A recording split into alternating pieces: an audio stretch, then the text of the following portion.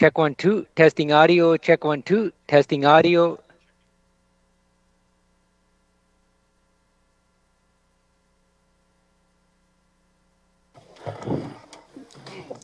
Audio check 1 2.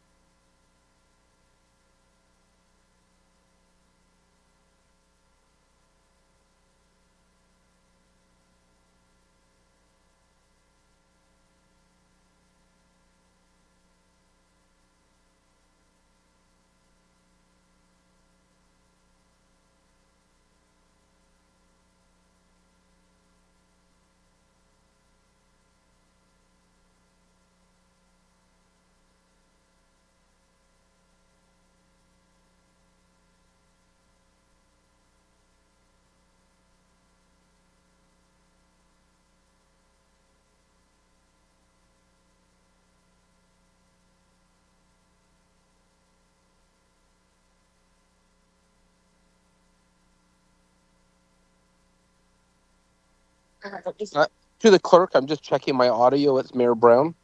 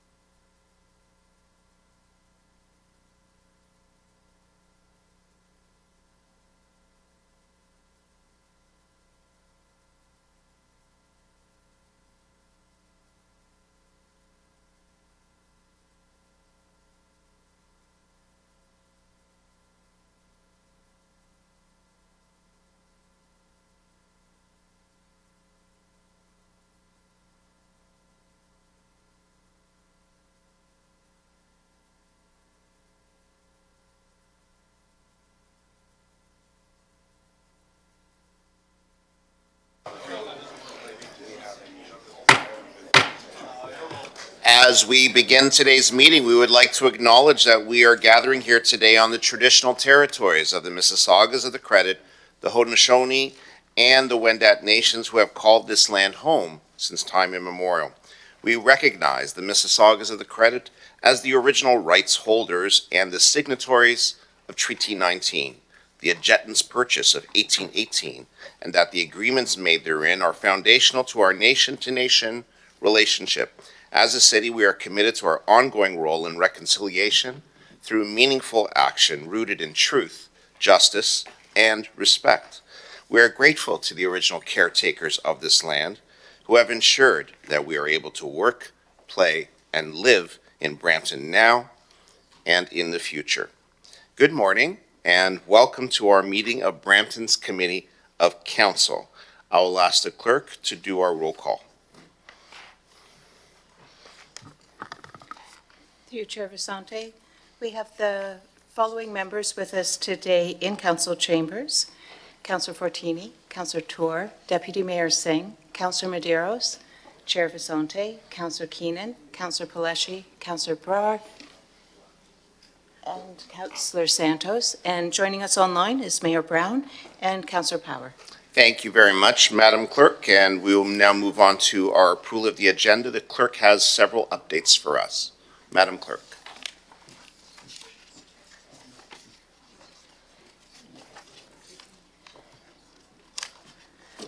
Through you, Chair, the following items have been added to revised agendas.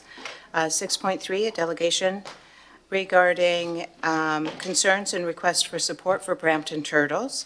6.4, delegations regarding item 8.2.2, staff report on bicycle lanes on Clockwork Drive. 2 delegations and a presentation has been added and published. 6.5, a delegation from Sylvia Roberts was added regarding 8.2.3, staff report on Brampton Grown Green EMP and CEERP emission reduction plan.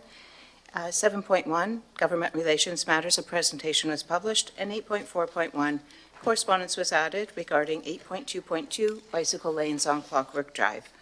Thank you very much, Madam Clerk. Does any member wish to add a business item to today's agenda? Councillor Fortini. Thank you, Mr. Chair. Just want to add a discussion what happened at Jacuzzi Park and what's going to happen in the future. Thank you. So we're going to be adding a discussion item with regards to the events at Jacuzzi Park.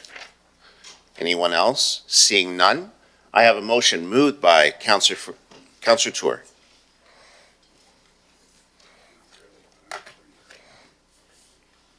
Thank you, through you, Mr. Chair. Perhaps wouldn't go on the agenda, but just informally, it's Councillor Brower's birthday, so wishing her a happy birthday and want to announce that today. Happy birthday to Councillor Brar. Councillor, she almost snuck that one by us. Thank you so much for bringing that up. So we'll have a motion moved by Councillor Brar to approve today's agenda. All in favor? That carries. Do any members have a declaration of pecuniary interest under the Municipal Conflict of Interest Act or any matter to be considered on today's agenda? I see none. I'll ask the clerk to note for the meeting minutes. Committee, as part of our consent motion process, I will read each agenda item that is subject to the consent motion, and any member may verbally identify the item to be held for debate during the meeting. Any item not held for debate will be considered as part of the consent motion and voted on for approval. I'll begin by reading the relevant agenda items, and members can identify any items to be held for debate. Item 7.1, staff update on government relation matters.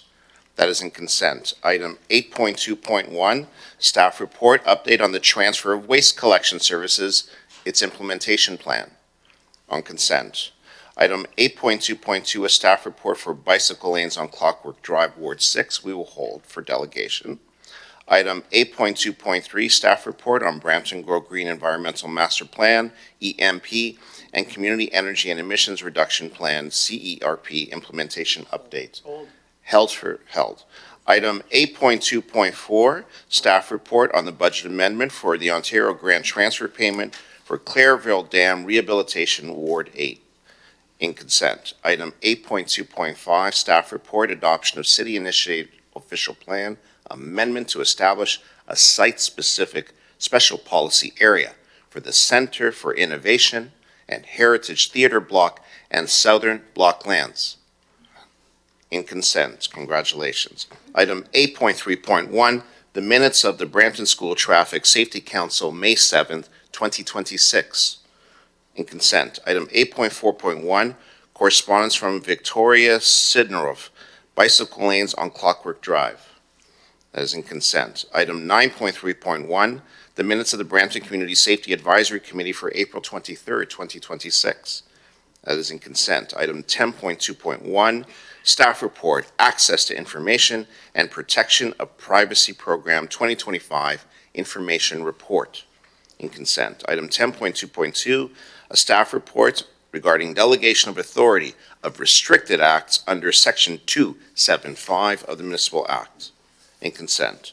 Item 12.2.1, a staff report for surplus declaration of city-owned property at 56 Flavian Crescent, Ward 8. That is held by Councillor Fertini. Item 12.2.2, staff report regarding the Building Code Act, annual report for the fiscal year 2025. In consent. Item 12.2.3, staff report, status of general accounts receivable. In consent. Item 12.2.4, staff report for 2025, annual investment report.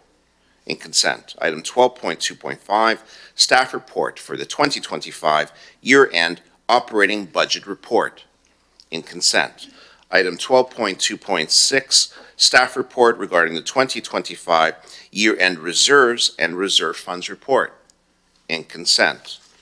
Item 12.2.7, staff report for purchasing fair wage policy annual reports 2024 through 2025. That is in consent. Item 12.2.8, staff report for capital project financial status report Q4 2025. In consent. Item 12.3.1, the minutes of the Women's Advisory Committee, April 30th, 2026. That is in consent. Item 12.4.1, the correspondence from the Credit Valley Conservation regarding 2025 financial statements. In consent. Item 12.4.2, correspondence from Jas Gill, presidents of Gilco Acquisitions Corporation regarding a request to review city lands for potential disposition. Held. Item 13.1, the referred matters list. In consent. Item 15.1, We have a closed session report, lease update for Brampton Arts Organization Ward 1, which will be held. And item 15.2, closed session report on transit updates. We will hold that as well. I will ask the clerk to summarize those items to be included in our consent motion. Through you, Chair, the following items will be included on the consent motion. 7.1, Government Relations Matters. 8.2.1, Update on the Transfer of Waste Collection Services Implementation Plan. 8.2.4, Staff Report Budget Amendment, Ontario Grant Transfer Payment for Clairville Dam Rehabilitation. 8.2.5, Staff Report Adoption of City-Initiated Official Plan Amendment. 8.3.1, Minutes of the Brampton School Traffic Safety Council.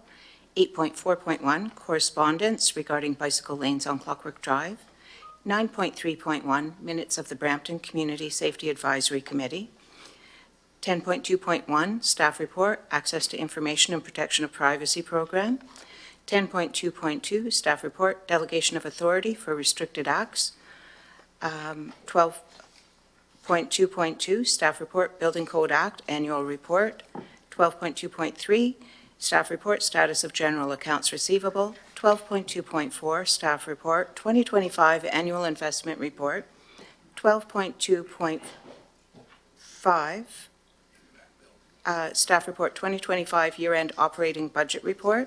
12.2.6, Staff Report 2025 Year-End Reserves and Reserve Funds Report. 12.2.7, Staff Report Purchasing Fair Wage Policy. 12.2.8, Staff Report Capital Projects Financial Status Report. 12.3.1, Minutes of the Brampton Women's Advisory Committee. 12.4.1, Correspondence from Credit Valley Conservation. And 13.1, Referred Matters List. Thank you very much, Madam Clerk. So I have a motion moved by Councillor Fortini to approve our consent motion. All in favor? That carries. And next we'll move on to our announcements. We have two announcements today. An announcement regarding the recognition of the National Space Society Award winners. Councillor sponsor is Regional Councillor Santos. And we'll ask them to come up and make their announcement.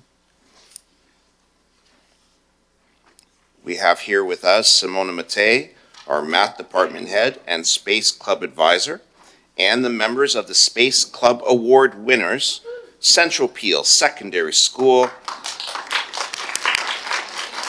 They are here present with us in chambers for this tremendous announcement. Thank you so much.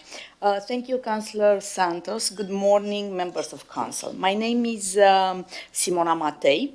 I'm a mathematics teacher at Central Peel Secondary School. I am also the space advisor to these incredible students. The students you see here are take part every year. You might remember last year we were here again. Take part in a space settlement contest that was founded by NASA, and it's now run every year by National Space Society. In this contest, every year, there are about 25,000 students attending. For a moment, I would like us to take a closer look at the students standing before you and truly understand what we are witnessing here today. All of them are first-generation Canadians. They did not grow up with connections, network, or privilege. They also come from a modest public school here in Brampton. More than half of them are girls designing space settlements. How incredible is that? Every single one of them ranked ahead of thousands of students their age from around the world. And 11 of them are grand prize winners in the space settlement contest, meaning they ranked first in the world out of over 25,000 students from 31 countries. Yes, you heard that correctly. Let's give them another round of applause. My message today is twofold. First, a message to all the students out there. Looking at this accomplishment, it may seem as though these students are superheroes. But what is their superpower? It is actually quite simple. Hard work, determination, grit, resilience, and the ability to keep moving forward when things get difficult. Today, you see the accomplishment and success. I have witnessed the hard work, frustration, and failure. Their success today is built on many failures and the courage to keep trying anyway. My second message is for all of us adults standing behind these young people. Students like this are our hope for the future. They are the innovators of tomorrow, the ones who will make this world a better place. We must ask ourselves, are we doing enough for them? Are we doing enough to ensure that these students fulfill their potential? Are we providing them with financial support, opportunities, mentorship, and encouragement so they succeed right here in Canada and in Brampton? These are important questions for all of us to reflect on. I would also like to thank their parents, parents who made incredible sacrifices, who value education deeply, and who believed in their children every step of the way. These students are headed for International Space Development Conference in Washington, D.C. to present their research and their projects. Thank you so much for having us here. And thank you. Councillor Santos. Thank you, through you, Mr. Chair. Thank you, Ms. Matei, Simona. I've been visiting the school and celebrating the Central Peel Secondary School team for a number of years now, and watching all of you today in this room celebrating such a huge accomplishment, including winning the global championship. To Ms. Matei's point, the City of Brampton, we are all so proud of you, and as your local councillor, together with Councillor Paul Vicente, even more proud that you're in wards 1 and 5. Of course, the best ward in the City of Brampton. And you know, if Mayor Brown was here, because he's away today, he would say that in economic development, aerospace and advanced manufacturing is one of the fastest growing here in the City of Brampton, with MDA, Canon headquarters, among others in the City of Brampton. And he would always say, you know what, instead of people saying, Houston, we have a problem, people are saying, Brampton, we have a problem. But now, as I said downstairs, given what you just created for the world right now, which is on the screen, this is the winning championship project, a 50-page report plus a pitch, amongst other competitions that these young people have been part of. I think we should say Brampton to infinity and beyond.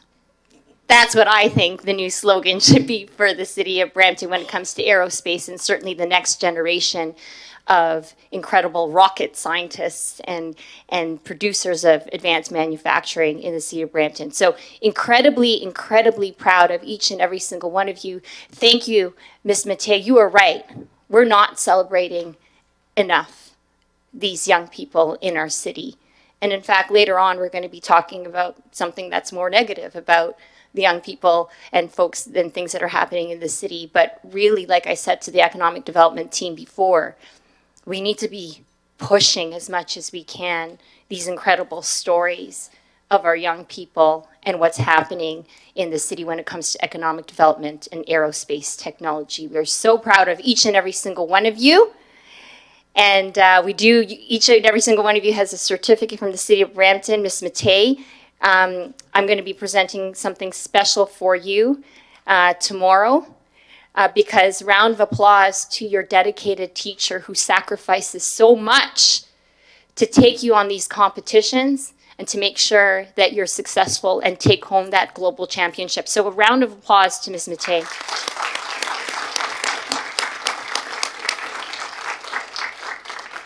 And on that note, I know you all have to go back to school in order to keep studying to be rocket scientists.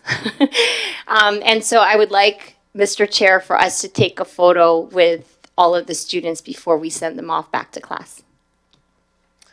Thank you very much, Councillor Santos. And if I may, I'd also like to provide my word of congratulations to Mrs. Matei, to all of the students and their parents for taking us for a very important journey for leading Brampton into such an important area. The great scientist and incredible human, Carl Sagan, believed very profoundly that it was essential to humanity for us to explore space and to travel into space.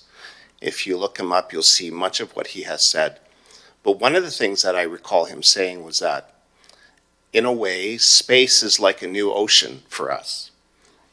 And we've only been into that ocean perhaps ankle deep, but the water feels inviting.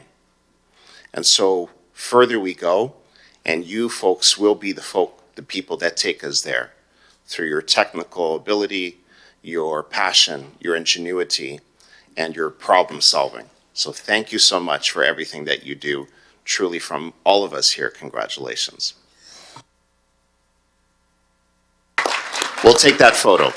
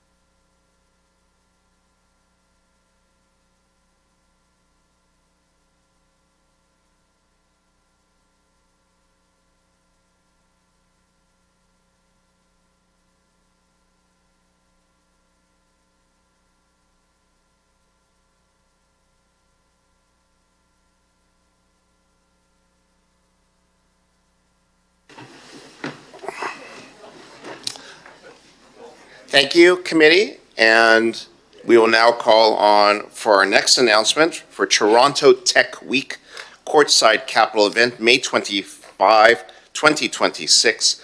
Council sponsor, Regional Councillor Tour. I'd like to invite Suvid Ajmira, the Coordinator of Innovation and Technology Economic Development. Please come forward. Thank you.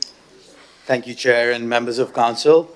I want to provide you a brief update on how Brampton Innovation District is participating at Toronto Tech Week 2026, taking place on May 25th to 29th, which has rapidly emerged as one of Canada's largest celebration of innovation, entrepreneurship, and technology.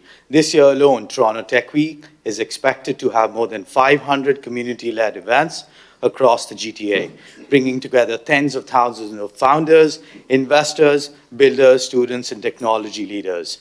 As part of the broader ecosystem activation, the City of Brampton, through the Brampton Innovation District, is participating in TIQuest Summit 2026 on May 25th in the morning.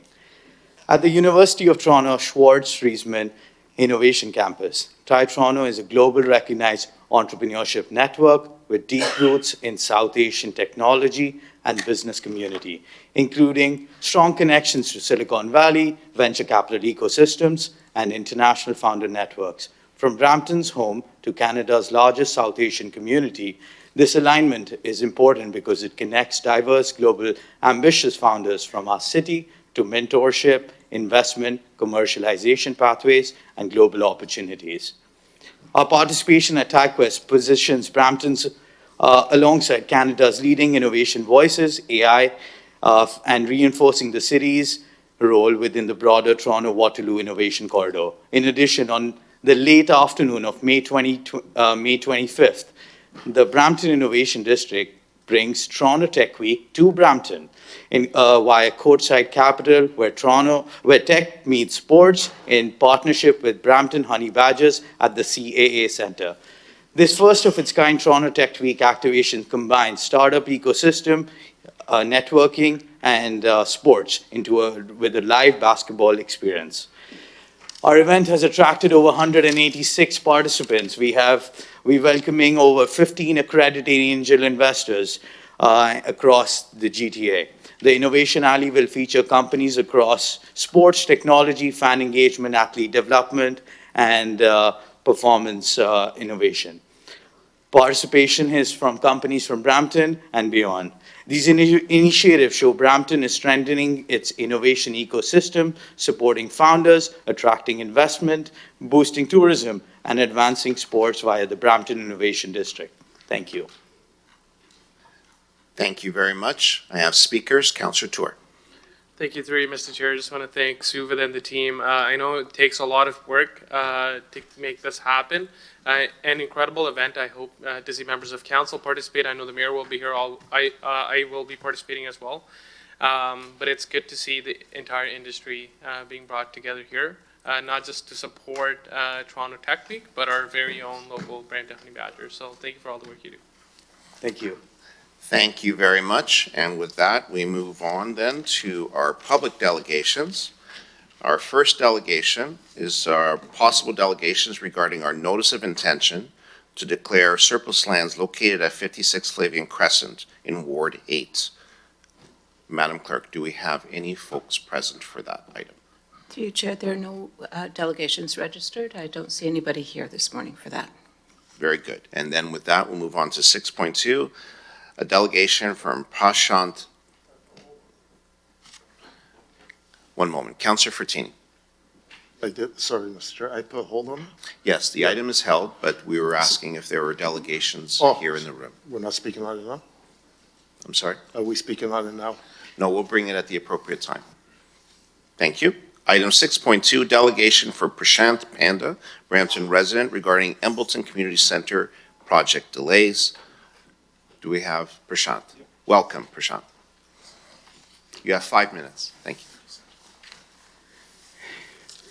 Good morning, Chair and the Council, Member of Council. My name is Prashant, and I'm standing before you today to represent a community that has been patiently yet tirelessly waiting for a community center. We have been advocating for this community center since 2017.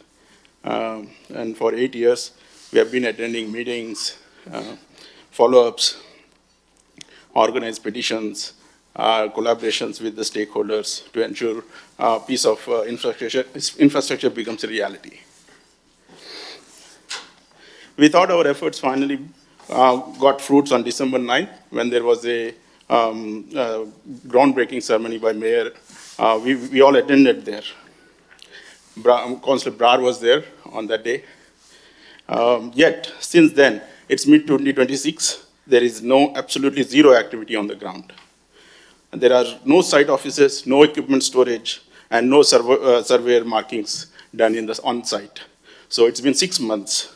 This was December 9th, 2025, when the groundbreaking ceremony was happened. So the community's skepticism, rooted in 8 years of history, missed deadlines. The first time any money was allocated to this project was way back in 2013 and 2014. It was $500,000. We don't know what happened to that money. It was taken out from the development charges. So I got the development charges through the FOA, and then I got that information. Then according to the city's own 2017 recreation plan, this facility was mandated to be completed between 2022-24. But because of COVID, it got delayed. Mr. Peleshi was there. We were advocating for that for how long, I don't know. Then under budget 2023, the timeline shifted to 2025 completion, which was also missed. That was missed too. Most recently, I think after 2023, we met in 2024, Councillor Peleshi and Brar. They have told us that it will be completed in 2026. We are standing right now in 2026, before the elections. There is not a single stone kept there right now. We are tired of seeing shifting goalposts while our families, youth, and seniors continue to go without the vital recreation space and infrastructure we were promised nearly more than a decade ago. The first one was in 2013-2014. The amount was allocated for the project. Furthermore, the crisis of transparency isn't isolated to our community center. It extends directly to how our healthcare dollars are being managed. Brampton citizens have been faithfully paying a dedicated 1% levy to fund our share of Peel Memorial expansion, a project that was supposed to see major progress in 2025. We haven't seen anything. Brampton citizens are paying that money. We don't know how much money has been collected, whether it was invested somewhere to make more money out of it, or is it just sitting there and nothing been happened. It's an administrative lapse. It's an administrative problem which has not been addressed properly. This past April, our community again celebrated a monumental milestone when 64 million funding was secured. This was from the Canada Strong Fund, I think, something like that. We actually went to Honorable MP Sonia Sidhu after December 9th, and we were advocating for that, pushing for this aggressive investment from Port Brampton, because we don't see any big investment for Brampton compared to Mississauga. And that's why we were advocating for that. We met almost like 3-4 times, MP Sidhu, for getting that fund done. But again, April 6th till this is May end, there is no activity on ground. Yeah. So instead, we are confronting a frustrating reality. The construction of Embleton Community Center faces further delays. When a community spends the better part of a decade pushing for a project, and when the necessary financial commitments have been formally locked in, extended delays caused by just administrative hurdles. I see this as an administrative hurdle. It is not the funding problem. There is enough funding for this project everywhere. Consequently, we are not asking for more vague timelines or generalized assurance. We are formally requesting a comprehensive, transparent, and itemized report detailing the exact cause of this construction delay. We want to know that, why the delay is happening. It was supposed to start the groundbreaking ceremony happens only when everything is taken. Why? It's 6 months, nothing happened. The community deserves to know precisely what roadblocks are holding up progress, who is being held accountable, what specific mitigation strategies is being deployed to get construction back on track. This is supposed to complete in 2028. I hope it will complete before that, but I don't see like happening. Thank you very much, Mr. Panda. You've had your 5 minutes, respectfully, and so I will now ask Councillor Barr to speak. Thank you, through you, Mr. Chair, and thank you, Prashant, for coming in. Seeing that, Embleton Recreation has been long before I've come here. Councillor Peleshi has been pushing for this recreation center long before I was here. But understanding the frustration residents are facing, also as councillors, we are facing too. It's frustrating to see that, there hasn't been quite movement on it. It's been many years, but that's why Councillor Peleshi and I have been working alongside with Sonia Sidhu, our MPP, with Mayor Brown and Council, making sure that we are getting the money that we need for Embleton Recreation Center.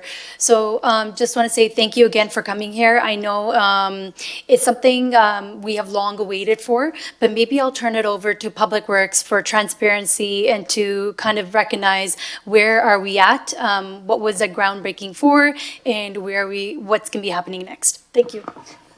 Thank you, through the chair. With respect to the timelines, because this project did come in over budget, since the time of the groundbreaking, staff have been working with consultants and contractors to redesign and did complete phase 1 of this value engineering exercise to bring this project within budget and to realize savings.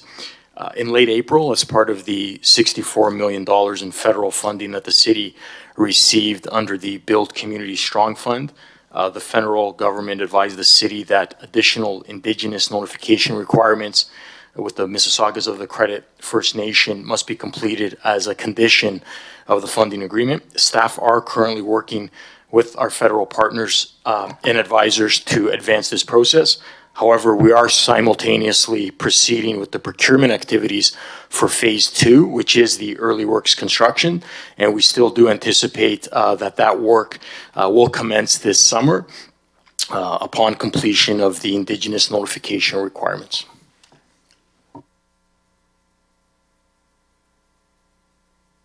Thank you, through you, Mr. Chair. So just for clarification, so Phase 1 was when we broke ground, and that was, just for clarification for our residents?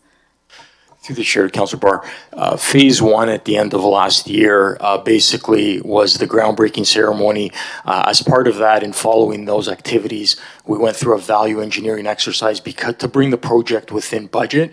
And we did actually realize savings that are going to be carried forward through the construction. Excellent. And then Phase 2 will be our construction phase, which we're hoping to see in this summer? Correct. That's what we anticipate. Perfect. Thank you, through you, Mr. Chair. Thank you very much, Councilor Barr. Councilor Plessis, you have the floor. Thank you, Mr. Chair. Thank you, Prashant, for coming. And now I'd like to turn it over to Finance to see if they can talk about what the, in relation to the development charges and the monies that were allocated. What year did you say that they were? 2013, so I have a list here. The project number is... If we can just, hold on, Prashant. I'm going to get them to turn your microphone on. And if you can repeat that answer to my question. Based on project number 135700, year 2013, 5.5 million, 53,000 was allocated from the DC charges. And then in 2024, again, the same project number, 702,000. Then in... Sorry, what was the number in 2023? 2013. The project number is... 2013 was 5 million, 2014 was 702,000. Okay. And then 135.7, so the project number stays same, but in 2022, the project numbers changed. It changed to 225,700. And the allocation was 385,000 in 22. 23, it was 1.1 million. 24, it was 3 million. That sounds like those monies would be probably allocated to any studies or anything like that. And I think that that's what a lot of the times back when it was a council budget, we were asked to allocate money for studies to see what we needed in the community center. But all the way along, and Finance is here, and I'm going to ask them to come up. They can talk about, going back how long we've been budgeting in the DC budget for this community center, and it goes back even beyond prior to me. But Nash, if you can come up. Thank you. Thank you, councillors, through the chair. So the funding and the projects that have been mentioned, these are projects that are dedicated to the design phases, and then later on the construction phases that will be coming after and so on. So the funds were used for the intended purpose of them as described by Commissioner Belato. Yeah. Yep. And so they're on progress. We also, as he mentioned, we just received a grant of $64 million that will be dedicated towards the project, and will also help with the completion of the full scope of the project that we were looking for to begin with. Mm-hmm. And just in terms of development charges, how many years, do you know this offhand? It's a tough question, I think. How many years back have we been having money put into our DC reserve for the Embleton Community Center prior to it coming in way over budget? For sure. So, Councilor, we don't dedicate DC revenues specifically for one project, but overall, we have a policy of looking towards 10 years of projected revenues for DCs, and that we would over-allocate our current DC reserve balance in order to accommodate the work that is needed in order to deliver these different projects and so on. So currently we are at about $200 million over-allocated on our current reserves, DC reserves. And part of that is to support the project, the Embleton project, but also other projects. We also have external debt of $100 million that's dedicated currently for the transit facility, new transit facility, that's also funded from the DCs. Right. So we name projects, and this goes back to even before my time, and it sounds funny for me to even say this, but like 20 years ago, Embleton was kind of, let's say, on the books. And you can look at, even today, Heritage Road Community Center, Heritage Heights Community Center is on the books. Will we see it in 20 years? Fingers crossed, hopefully.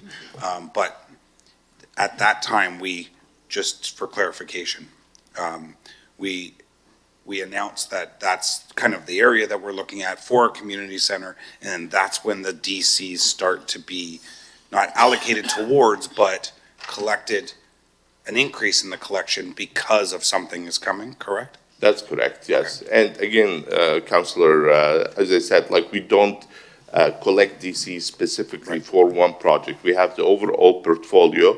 Part of it is the Embleton community center, and when the funds are needed, we make sure that those funds are available for the project to progress as needed. Thanks, Nash, I appreciate it.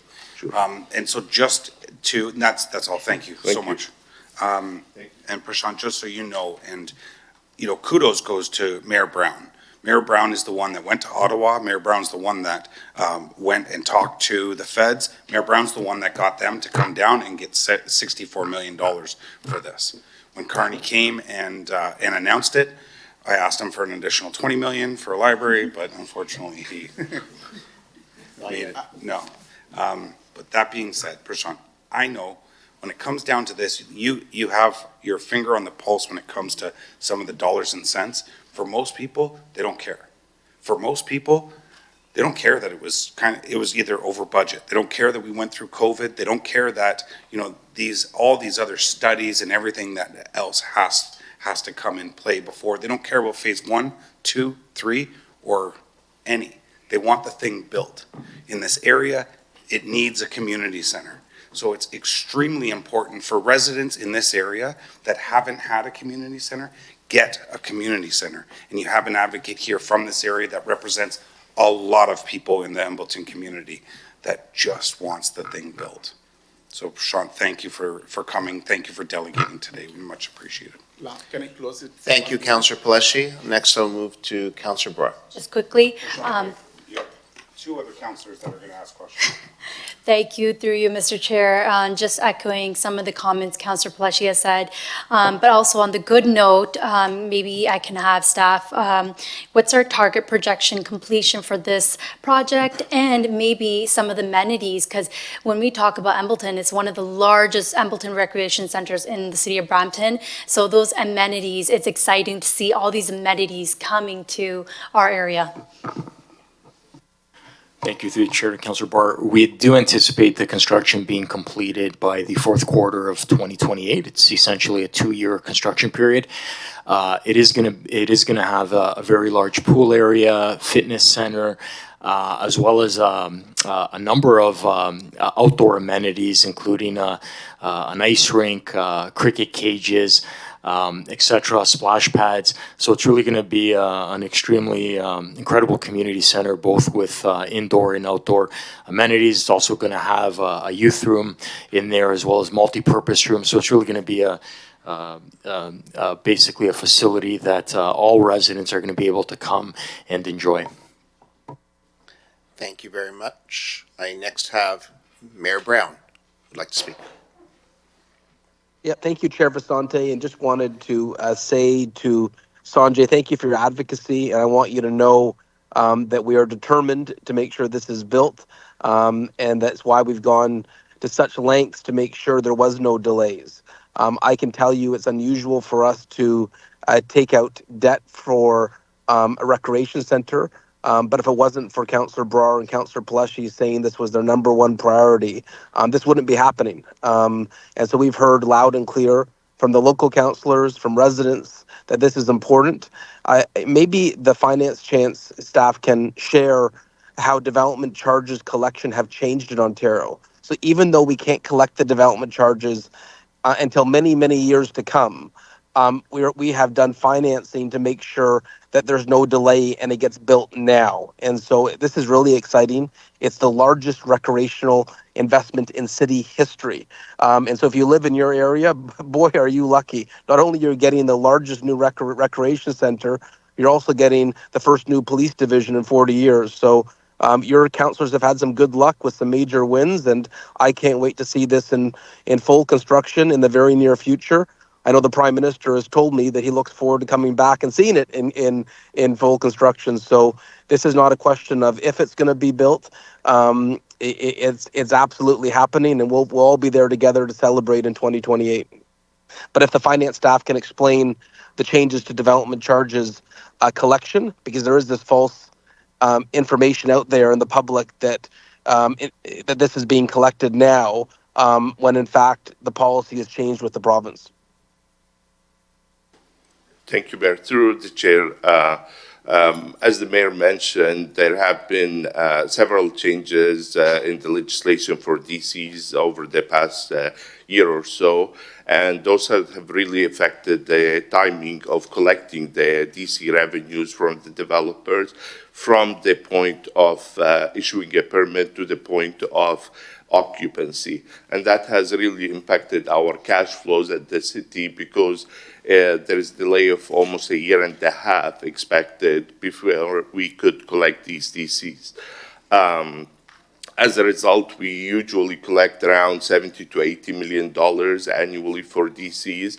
And for this year, we're expecting that number will be reduced significantly because of that impact to the collection time. However, we really, as per council's direction, the mayor and council's direction, we really didn't want to delay major projects like Embleton due to this, and that's why we really ensured that we, in cases where needed to borrow in order to secure that cash flow for DCs, that is done in order to make sure that these projects continue to be delivered on time as intended and so on. So just wanted to clarify what the mayor was saying there. Thank you. Thank you very much to our treasurer. Our next speaker, Councillor Santos. Thank you. Through you, Mr. Chair, Nash, sorry, I'm not done yet, but Prashant, thank you so much for coming in today as Chair of Community Services, but also representing a neighboring ward to Ward 6 on the west end. Embleton Community Center is significant for the entire west end of Brampton. In Ward 5, the only rec center closest to the area where I represent is Chris Gibson, which has been under renovations and constructions for a while. And so the west end, particularly the southwest end quadrant, to include Ward 4, where Councillor Madero's, Councillor Keenan are, we desperately need this to open as well. So this services Ward 6, Ward 4, and Ward 5.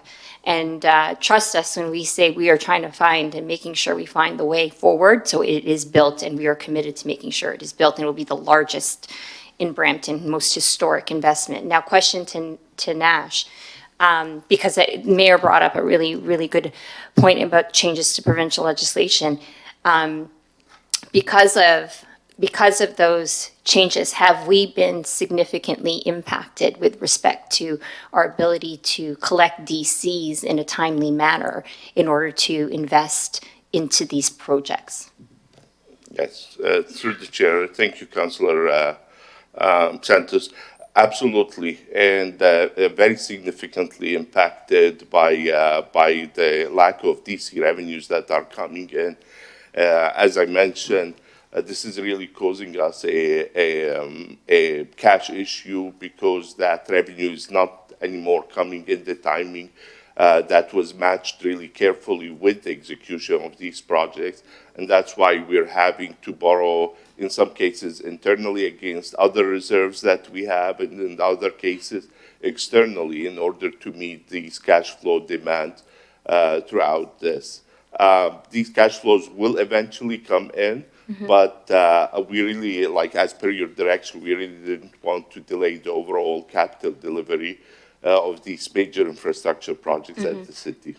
So to Prashant and to members of the public perhaps who are excitedly watching council today, you know, the challenge is that the provincial legislation changes that happened kind of, you know, not, I won't say randomly, slightly like out of the blue for us, have resorted to us looking for ways in order to create the cash flow with loans, for example, in order to keep those projects moving forward. Because when you change the rules of engagement or you take away the cash flow because of important legislation, because we want to build housing, the way that we used to pay for things before is no longer there. And so we need to find that gap in order to make it happen. So happy to support our path forward in order to make it happen, because certainly Embleton Community Center, among other projects that we have coming up, are just as, are very, very important for the residents of Brampton. Thank you very much. Thank you. Thank you very much, Councillor Santos. And I have a motion moved by Councillor Barr to receive the delegation. All in favor? That carries. Our next delegation, 6.3, from Ruth Takayesu, the Chair of the Heart Lake Turtle Troopers, regarding concerns and requests for support for Brampton Turtles. Welcome, Ruth.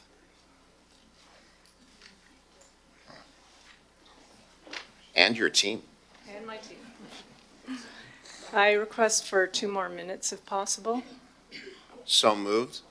Granted. Thank you.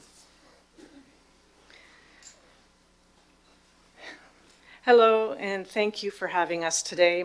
My name is Ruth Takayesu, and I'm the chair of the Heart Lake Turtle Troopers. Next slide, please. I think you know who we are. We are a community-driven volunteer group with 40 to 60 volunteers each year, supported by 1,500 Facebook followers and hundreds of Brampton residents alerting us behind the scenes. We have logged over 1,500 hours with TRCA and managed 90-plus hotline calls in 2025 alone. I was here 2 years ago to talk about road mortality, and subsequently we saw the Heart Lake Road Ecology Study, so thank you for that.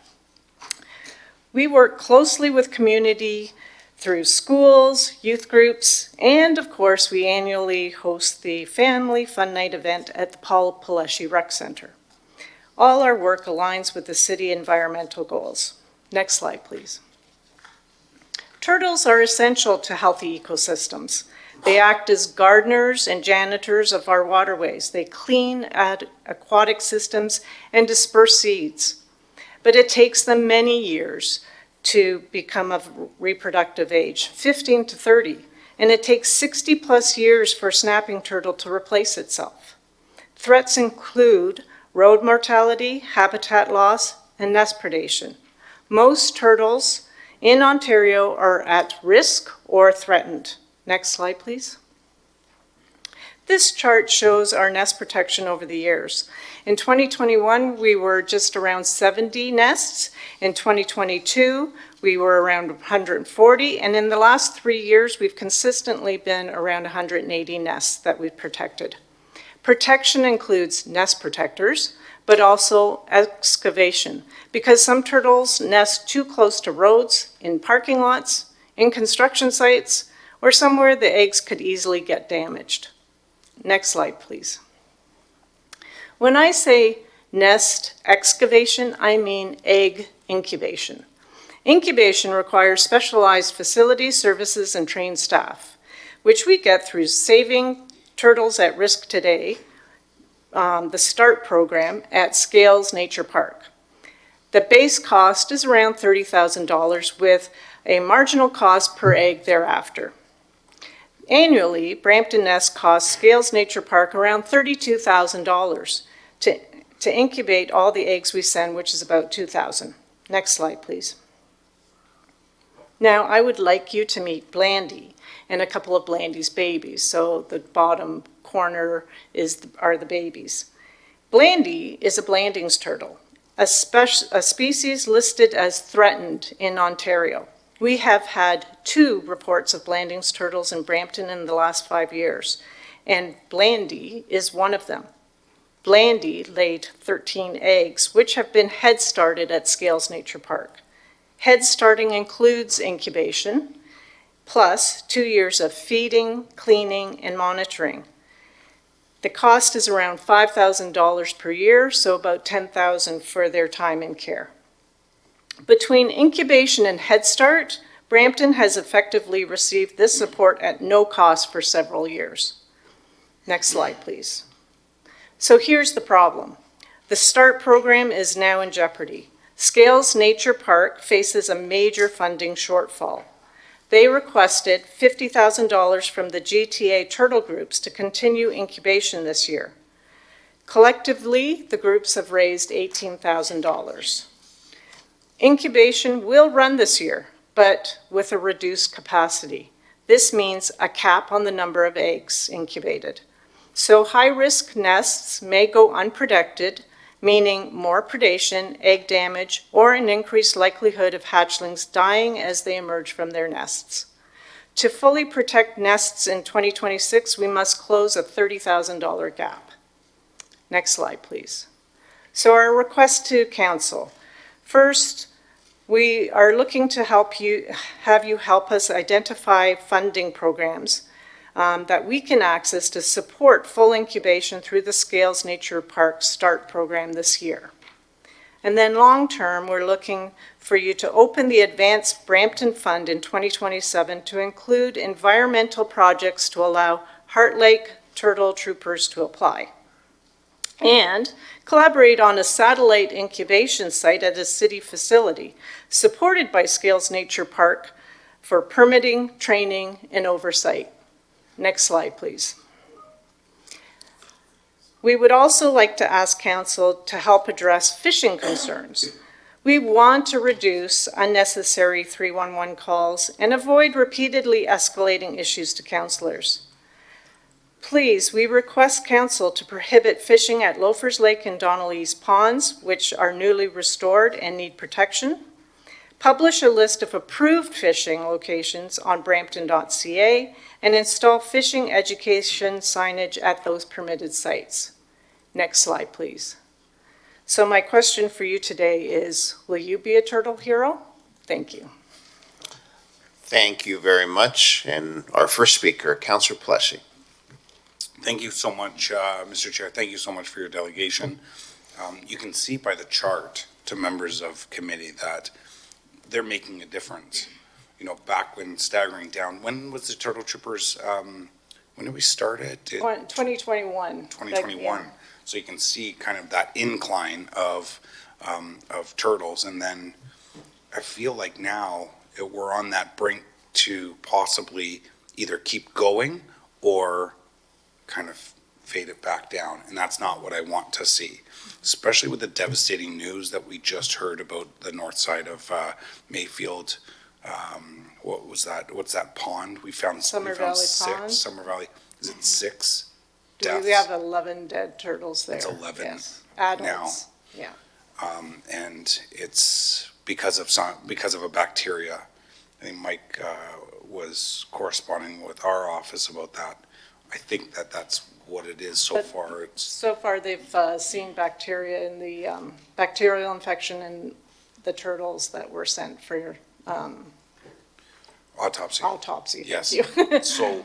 So other things are connecting where this could be a dangerous time. Now, I don't typically come to council and ask for dollars for organizations like this. I am asking for the delegation to be referred to staff to see if there is something. And that Advanced Brampton Fund is a fantastic idea.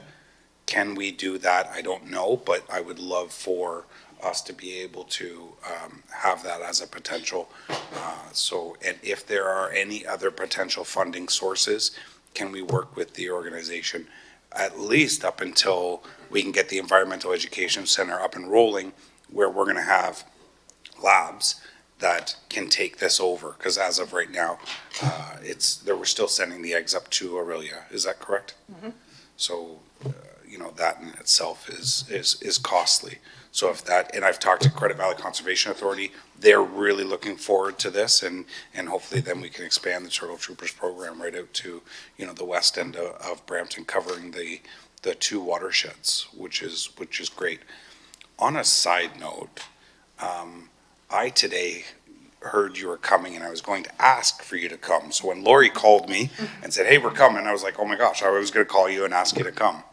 Because, and if I can bring Carly up, we've talked about it, and we've talked to some residents and stuff, and we really want to appreciate everything that you've done. So Carly's going to walk me through what I don't know is what to be called, but what I would like is the Heart Lake Road from Sandalwood to Mayfield to be an honorary section designated for the Turtle Troopers. And that's what I would like. Carly, if you can. Thank you. Through you, Chair. Just want to say staff are very grateful to the Heart Lake Turtle Troopers for their ongoing conservation efforts in support of Brampton wildlife, particularly our turtle population, and of course for the strong community network that they've built with residents across the city.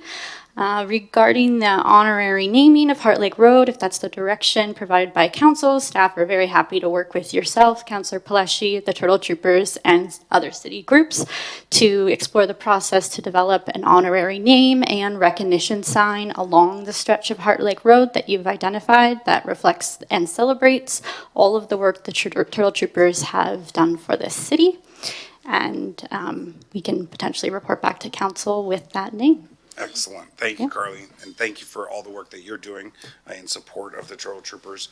I would like that as part of a referral, or maybe just a separate request to come back next week to council. As for the 30,000, I'll hold the referral, and actually maybe just Councillor Santos on. So I'll hold the referral, but I'm not asking for that to come back next week.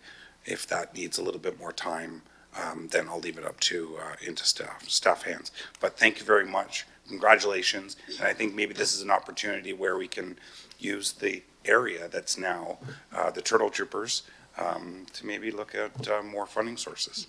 So thank you very much. Councillor Barr is next. Thank you, Mr. Chair. Thank you very much, Councillor Pleshy. So we do have a referral and also a motion, but to speaking to those, Councillor Barr.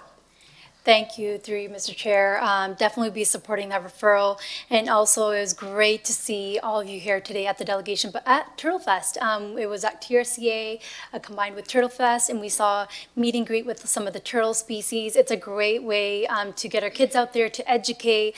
You have done a magnificent job in the community, and I'm not saying just because you are there saving turtles, but educating our youth for our future generations to come to save the environment. These are things that we want our kids to be installed in, and these are the values that we look for. So I just want to say really thank you to you.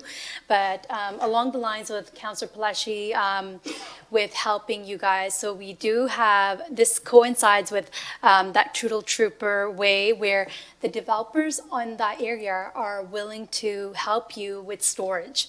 So a lot of developers have reached out to us, whether it's storage for maybe the nestlings, maybe the nest that we have, or any storage capacity that I know a lot of you guys can't handle. Maybe that will save some of the costs there, and then willing to help you with more from there. But just thank you so much again and supporting the referral. Thank you. Thank you very much. Councillor Santos. Thank you, through you, Mr. Chair. Thank you, Turtle Troopers, for coming in yet again, and love all of the work that you continue to do, and certainly with Donnelly Pond that I've seen in Lovers Lake, all the beautiful restoration efforts, and of course, with that restoration becomes more turtles, right? And so we need to make sure that at the same time, to your point, they are protected appropriately.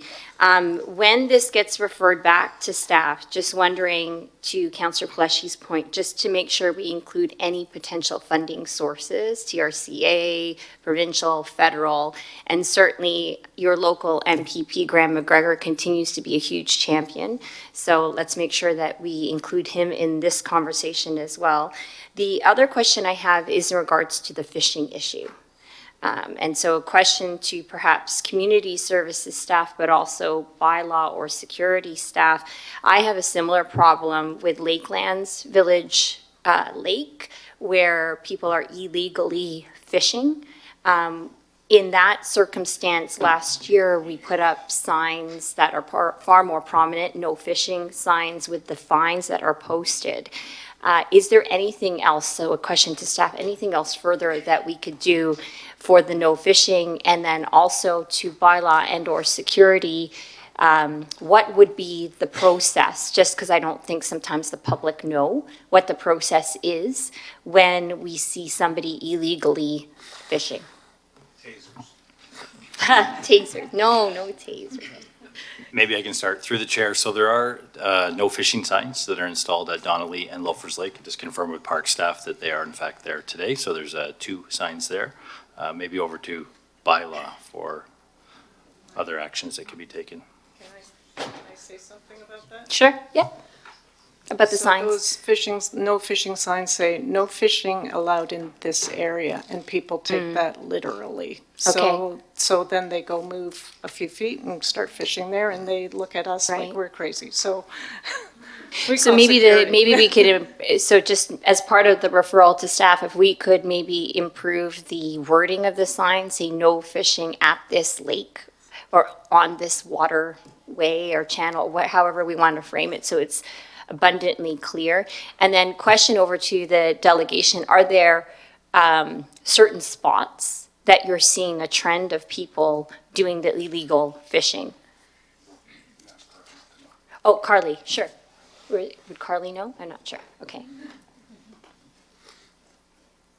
Thank you, through you, Chair. I just provide a little bit of detail about fishing in the city as staff from environmental planning, animal services, and parks and forestry looked into this matter.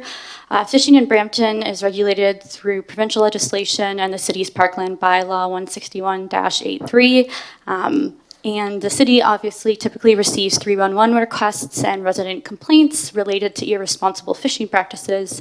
And this is clearly very known thanks to our turtle troopers that are here. The MNR, the Ontario Ministry of Natural Resources and Forestry, regulates fishing seasons, licensing requirements, and catch limits under the Fisheries Management Zone 16, while it is up to the city to determine where locations are permitted or restricted. There is some information online via the provincial government that shows fishing is available in certain city locations that bylaw is not necessarily permitting, and that is primarily because the MNRF stocks some of our ponds, and this is an activity that happened between 2010 to 2020. And there hasn't been any stocking more recently, so there is some miscommunication online that might confuse some of the public. And currently, some of the existing city web pages include fishing permissions at Professor's Lake, Heart Lake, and Heart Lake has a Learn to Fish program with the TRCA, and El Dorado Park. These are good locations for fishing given the low ecological sensitivity of certain sites where fishing is permitted and the recreation availability. Currently, the no fishing in this area signs exist at Donnelly Ponds and Loafers Lake, and Councillor Santos, you also included Lakelands in that, and it seems like that might create some public confusion. Through direction of council, it may be appropriate to create a standardized sign that indicates what is and isn't permitted in said area, especially areas where fishing is happening that it shouldn't be happening due to various reasons.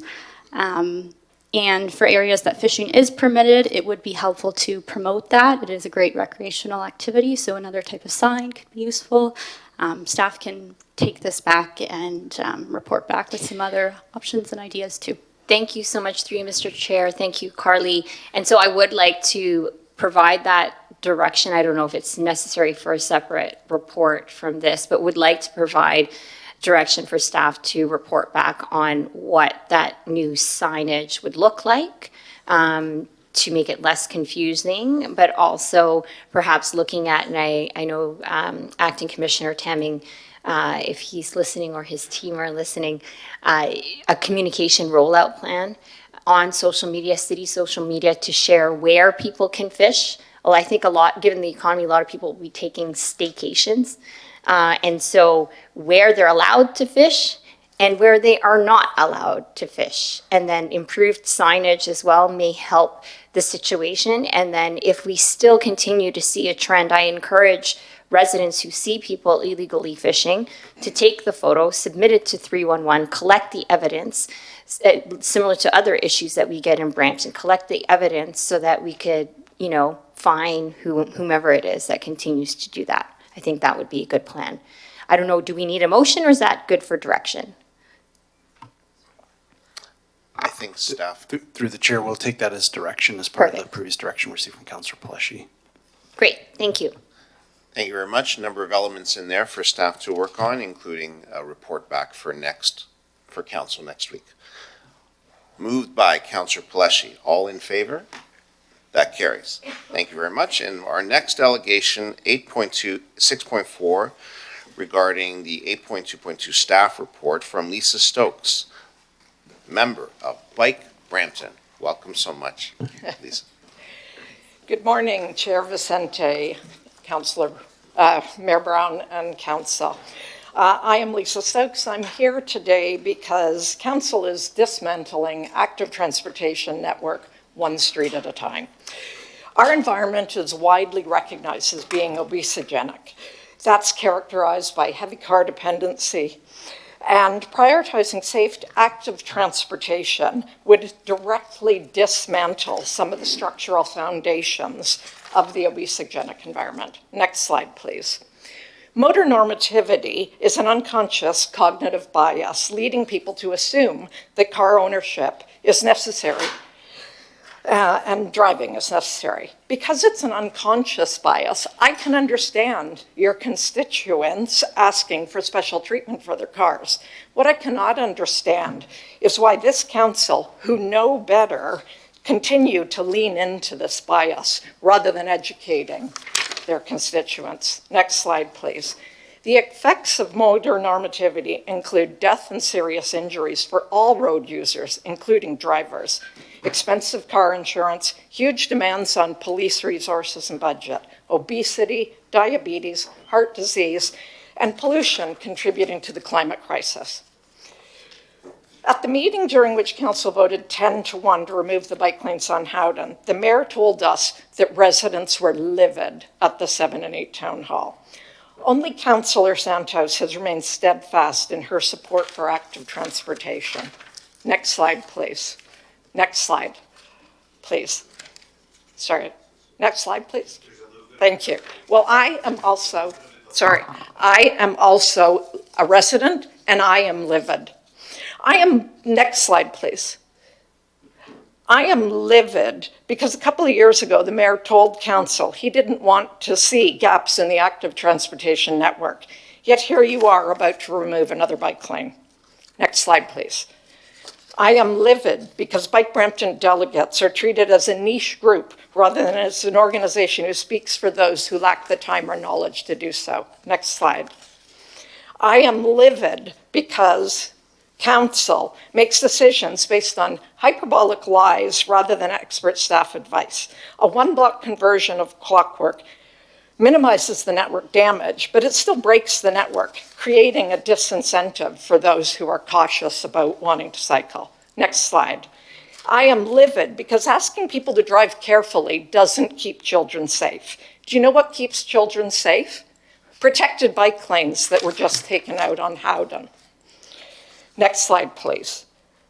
3 years ago, Ward 3 and 4 councillors were getting complaints about Charolais. Councillor Madero said, I guess if we start picking and choosing, we start undermining the system and the integrity of what's it's going to be. Credit where credit is due, that bike lane is still there. Yet, Those councillors voted to remove the bike lane on Howden. Next slide, please. I am livid because council endorses plans that describe a city where the private motor car is deprioritized. Yet when it is time to implement change, council panders to parochial car brain demands, following the mob rather than leading by implementing previously endorsed plans. Next slide. I am livid because council and the public talk about balance when the scales tip overwhelmingly towards cars and roads.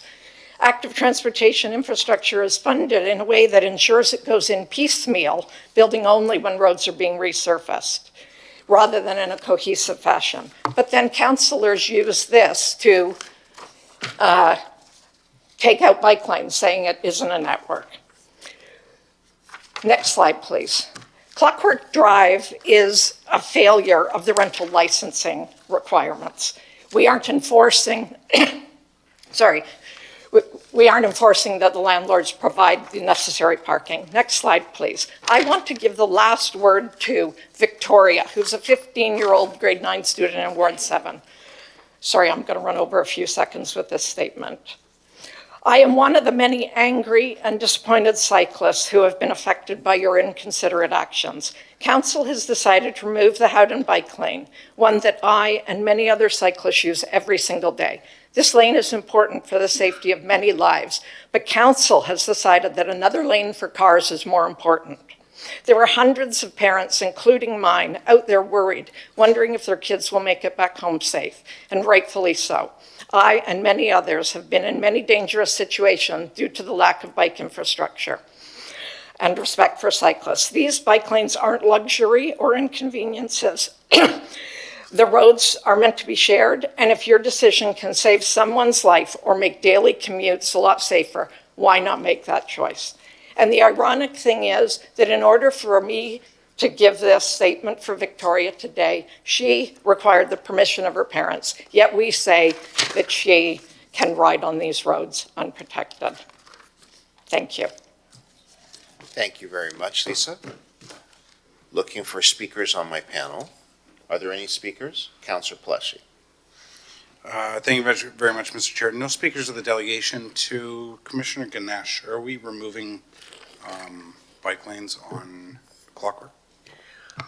Through the chair, through to Councillor Pleshy, the report that you have before you does not remove the bike lane. What it does is it recommends almost replacing the existing active transportation facility with an urban shoulder, which would allow cycling and some on-street parking. Thank you, Mr. Commissioner. Thank you, Mr. Chair. Thank you very much. Any other speakers? Can I respond to that? I will allow it. Thank you. I will So, allow it. No. Councillor Santos. Thank you. Through you, Mr. Chair, did you want to comment on the recommendation for an urban shoulder? yes, I would. Thank you. So, imagine your 15-year-old riding on Clockwork, and suddenly they're faced with parked cars. This is somebody who hasn't taken driver training, probably hasn't taken bike training unless they've gone through the bike hub, and they suddenly have to be able to do a shoulder check, signal, and maneuver out into a live traffic lane. This is not a safe situation.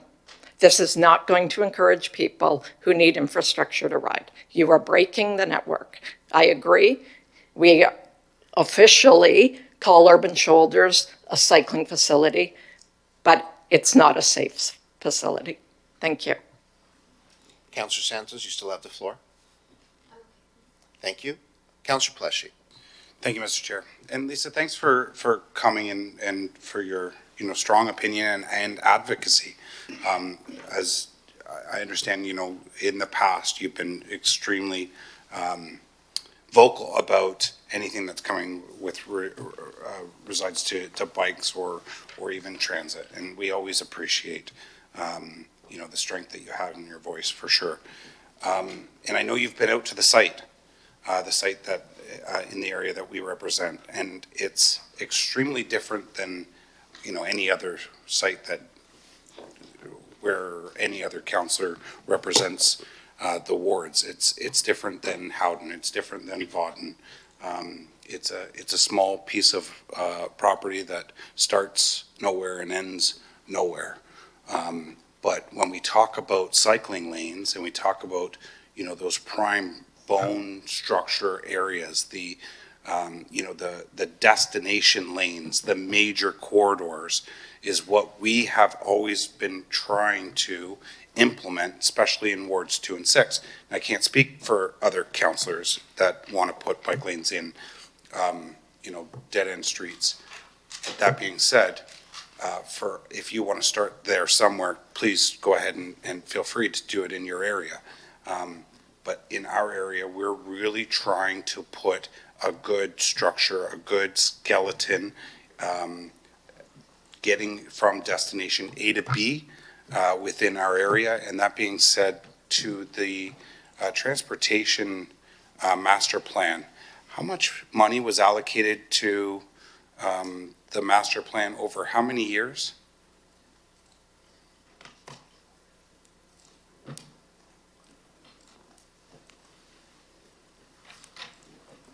Through the chair, I'll just pulling that information up really. Just 1 second. Okay. Sorry, and I know, Commissioner, we had talked about it before, but lots of investment in the master plan right across the city. Councillor Barr and I representing the most amount of people and the largest landmass in the city with the largest amount of growth that's coming. We're really trying to ensure that those majors, McLaughlin, Chinguacousy, Kennedy, Sandalwood, Mayfield, those majors have that A to B cycling so people can get places and have that produced into the areas that are growing. That being said, for the people that ride cycling leisurely, we have some of the best trails in the areas that we represent. I'm sure right across Brampton, I'm not going to speak for your areas, but we have some of the best trails, and I'm really proud of that. Proud that previous councils implemented long-term visioning in the trails and the cycling that we have, and then the Orangeville Rail Corridor. Like that is going to be and that's going to be a major A to B cycling. So look forward to that coming as well. And while I've eaten up some time, Commissioner. Yeah, through the chair, through to you to Councillor Pelletier. Apologies for the delay, but just to remind council, for those listening and to the delegate, the proposed 2024 Active Transportation Network or the Active Transportation Master Plan has a cost value of approximately $126.6 million. A little bit more insights to that. In 2025, the AT-related infrastructure that this council approved as part of the capital budget amounted to $10.7 million, and in 2026, $1.9 million. So a fairly significant investment has been demonstrated by council in active transportation across the city. And a major increase. Thank you. Thank you, Commissioner. Thank you, Mr. Chair. Thank you very much. I have additional speakers, beginning with Mayor Brown. Yes, I just sort of wanted to get a bit of a history on where this change initiated, because I wasn't aware of it until today. And obviously, as Councillor Pelletier and Councillor Santos have said, we have a pretty significant commitment to active transportation, not to mention the Brampton-Orangeville railway line that we're currently well into. And so where did this adjustment come from, to give us a little bit of a background, because I haven't been involved in any town halls or discussions in regards to this. Thank you, Mayor. I'll ask Councillor Barr to respond. Thank you, through you, Mr. Chair. Thank you, Lisa, for coming. Thank you, Mayor Brown. So this conversation has been started for a year and a half now with our residents on Clockwork Drive, where we have been working with our residents trying to get a balanced approach. Initially, when they they had come forward that time. It was about, hey, we wanted parking for our visitors, and I think a lot of them were having to walk into the inner street to park there to come in and to visit their homes. So with all of that coming forward, we worked with the councillor, worked with the residents, making sure that we're not going to be removing bike lanes, but it's more of having, you know, one section of Clockwork, which is only on one side of the street, also working with staff to have a balanced approach where we're not removing these bike lanes. It's about coming together for our future generations. So residents do realize that not all of these bike lanes, sometimes a lot of residents don't like these bike lanes, but it's about educating them and making sure that, you know, for our future generation, that we do need to have bike lanes coming together. And we've had a petition of over 80 people come to our offices where this request had came through. So working with the residents, we've came with this balanced approach, and then we have come with this report. Thank you, Mr. Mayor. Mr. Mayor, you still have the floor.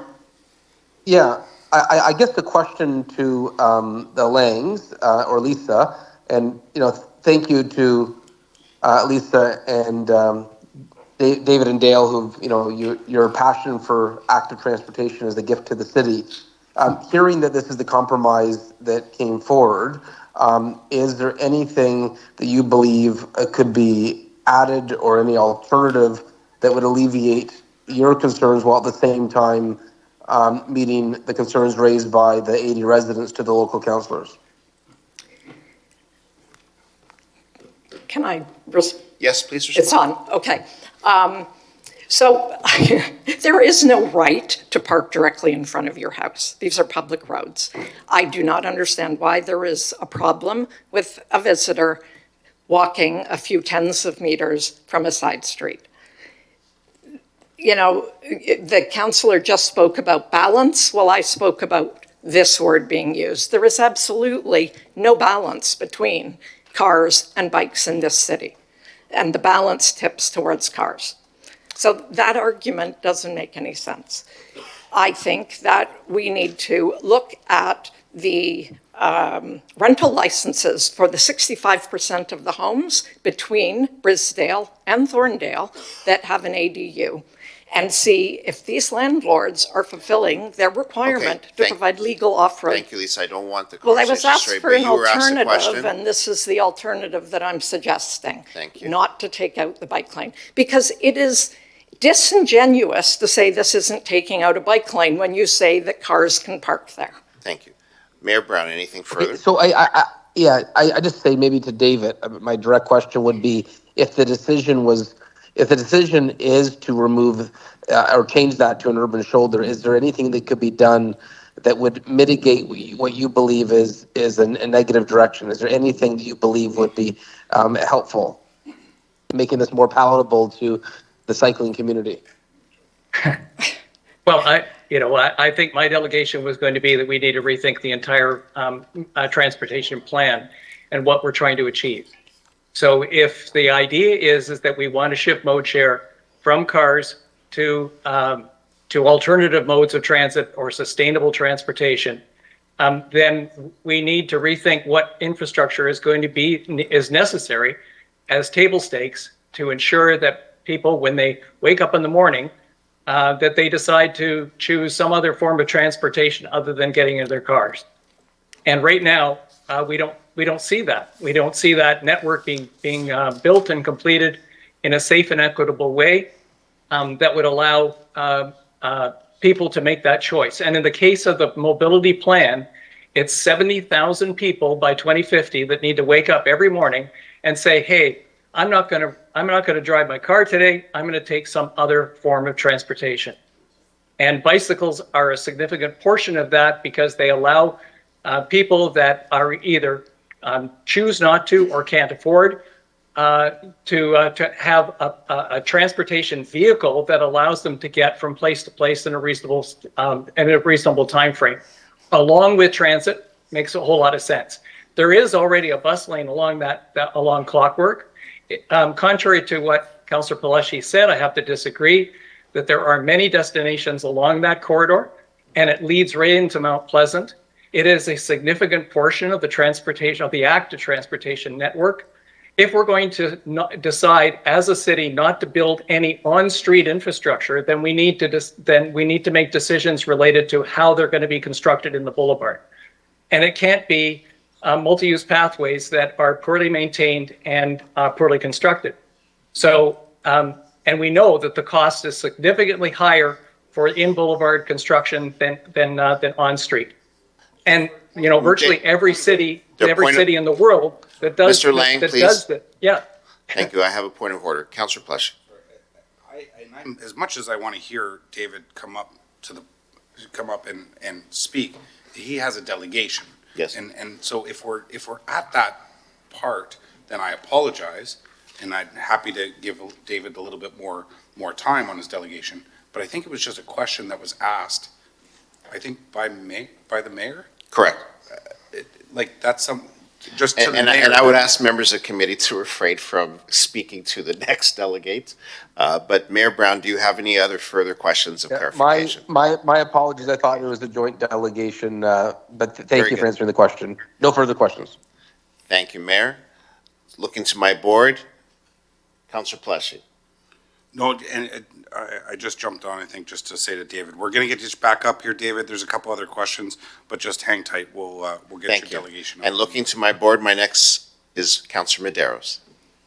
Thank you through you, Mr. Chair. Thank you for your passionate delegation. And I always learn from the delegations regarding cycling and building infrastructure. And I myself, you know, my introduction to it is I studied in a place called Bruges, Belgium, and when they gave me my course schedule, they gave me my lock to my bike. And all of a sudden, I found myself navigating cobblestone streets and you know, sharing my bike, I guess, pathway with cars. I guess what I'm trying to say is I've been on this evolution, and I really I appreciate Councillor Santos' leadership on this. Just because you know, the quote, and I appreciate the quote, and just because I was named, the situation in Wards 7 and 8, I can never sit here as a councillor from Wards 3 and 4 and not support area councillors, especially when both of them are aligned on, be it bike lanes or be it whatever their initiative. So just the general practice, I support, because they know the community better than me. I don't know the residents, I don't know the infrastructure that well. You know, I tried visiting the place, but you know, you know, this idea that I can sort of impose a community norm or an infrastructure on a community that I'm not representing, you know, I think that's disingenuous, and it's not the way that we work together. Regarding Wards 3 and 4, Councillor Keenan and myself, we've received a lot of feedback. And I guess back to you, the question would be, as passionate and as articulate an argument you make, how can Councillor Keenan and myself be somewhere, town hall and so on, and have petitions and people who oppose something and just simply ignore what they're saying and not at least give them a voice? So the balance that we all, you know, we think we know what's right. We listen to the studies. People tell us, you know, we want to be a healthy community. This is what you're going to be doing. Brampton has one of the highest diabetes in Canada. But we also have probably one of the highest investments in infrastructure for cycling, probably in many GTA communities. And what I would suggest is that we're always trying to balance as our obligations as a councillor to listen to our residents, and at the same time, so you know, I would say that we're working with you where we think we can. Councillor Keenan and myself, we're listening to our residents, but at the same time, not trying to compromise a system and infrastructure we know to be successful, that it has to be built and complete. Right now, what we hear back, and this is my response to you, countless numbers of families, and Charlet Boulevard would be a good example. People appeal to us. They do not feel safe having their kids go on that boulevard. So the question would probably be back to me as well, build better infrastructure on Charlet. Maybe that's appropriate. So when we have, you know, thousands of people talk about something, you know, against something, we have, you know, some good evidence. Our responsibility as a councillor is to listen to our residents and balance those two phenomena, contrasting opinions. So I think there has to be some flexibility on all fronts, that sometimes the perfection is in the imperfection of the compromise. We can't always get, it's not a black and white the way we run a city. And same thing with developments. And I think there has to be this partnership that we have to reestablish instead of this adversarial role that bad you for doing this. Like, we're trying to do what's best within a budget amount, and at the same time listening to our residents who tell us that they don't want something. So at the end of the day, who am I to tell my residents that their opinion is not important?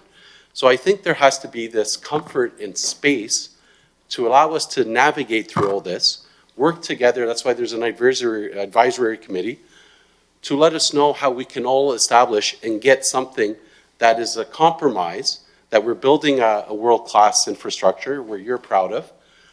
Maybe not, as fast as you want, but at the same time, the residents feel that they're part of it instead of feeling that it's something being imposed on them.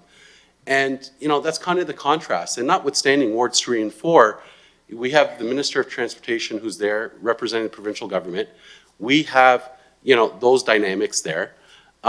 So, as much as, not trying to get into debate, but I guess, my question to you then, what would you say is my obligation as a councillor to those residents who are overwhelming me against an infrastructure?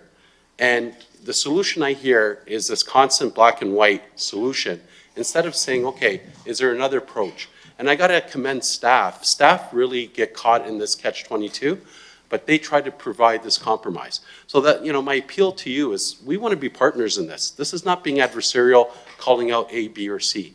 So there has to be this compromise and this realism that we can all be pragmatical and work together. So, when you held the town hall on Charolais, you asked staff to come and present to your constituents. So I think educating your constituents is key. Recognizing that Brampton that most people who live in Brampton have a motor normative outlook, so they tend to, they assume that they have to drive a car. So we actually have to go out of our way to educate people that there is another way. And finally, I would say to you, every single plan that you pass, including the mobility plan, deprioritizes the motor vehicle. And you have all voted for that. So what we are asking for is that you implement the plan that you have passed and educate your constituents on why you're doing it. Thank you. Anything further, Councillor Medeiros? Thank you. I will allow Councillor Santos to respond as she was mentioned in the previous exchange. Thank you through you, Mr. Chair, and thank you, Councillor Medeiros, for being very articulate in some of the challenges that we face as councillors, balancing the data, the evidence, the science, and then, when you start implementing change, it's at that point in time when the change happens that people start to realize, oh my God, there's change here, we don't want it. And so I think that is part of the decision-making process, is that when we vote on the mobility plan, when we vote on these broad plans, the official plan, like all of these different plans, is that we realize, and I say it at council all the time, we don't have any more questions now, but I guarantee you, when we start seeing these changes, like the Riverwalk, for example, that's another major plan where we're getting a lot of people saying, why did we do this? It's when the change happens. And the challenge for us is also having the political will in order to keep going. And I agree with my colleagues, sometimes we have to make some of those adjustments, because what we don't want is for a situation where it becomes so adversarial that staff and people don't want to do anything. So I think on both sides of the spectrum, and Councillor Medeiros named me and said, Councillor Santos is the champion for, that's not true. I am not the champion. We all voted unanimously for these plans. And just because I'm more vocal and understanding of the issue, because I am a cyclist and I cycled around Toronto, I cycled around London, England, I've cycled around Montreal, I've cycled on all of the infrastructure across the city of Brampton, not just cycling, but also on a scooter and also running and walking, does not make me the only person. So I don't want to be, because I'm not the scapegoat for council or the go-to simply because I am one of the users of the active transportation infrastructure. I'm also a driver. And so I'm also an environmental advocate. And I voted on the SERP. I voted on reduction of greenhouse gas emissions. And sorry, Councillor Paleshi, if it's getting frustrating to hear me talk, but I'm going to speak up about this because people like to say that I am the champion. I'm proud to be a champion, but I'm not the only champion. We all voted for this stuff.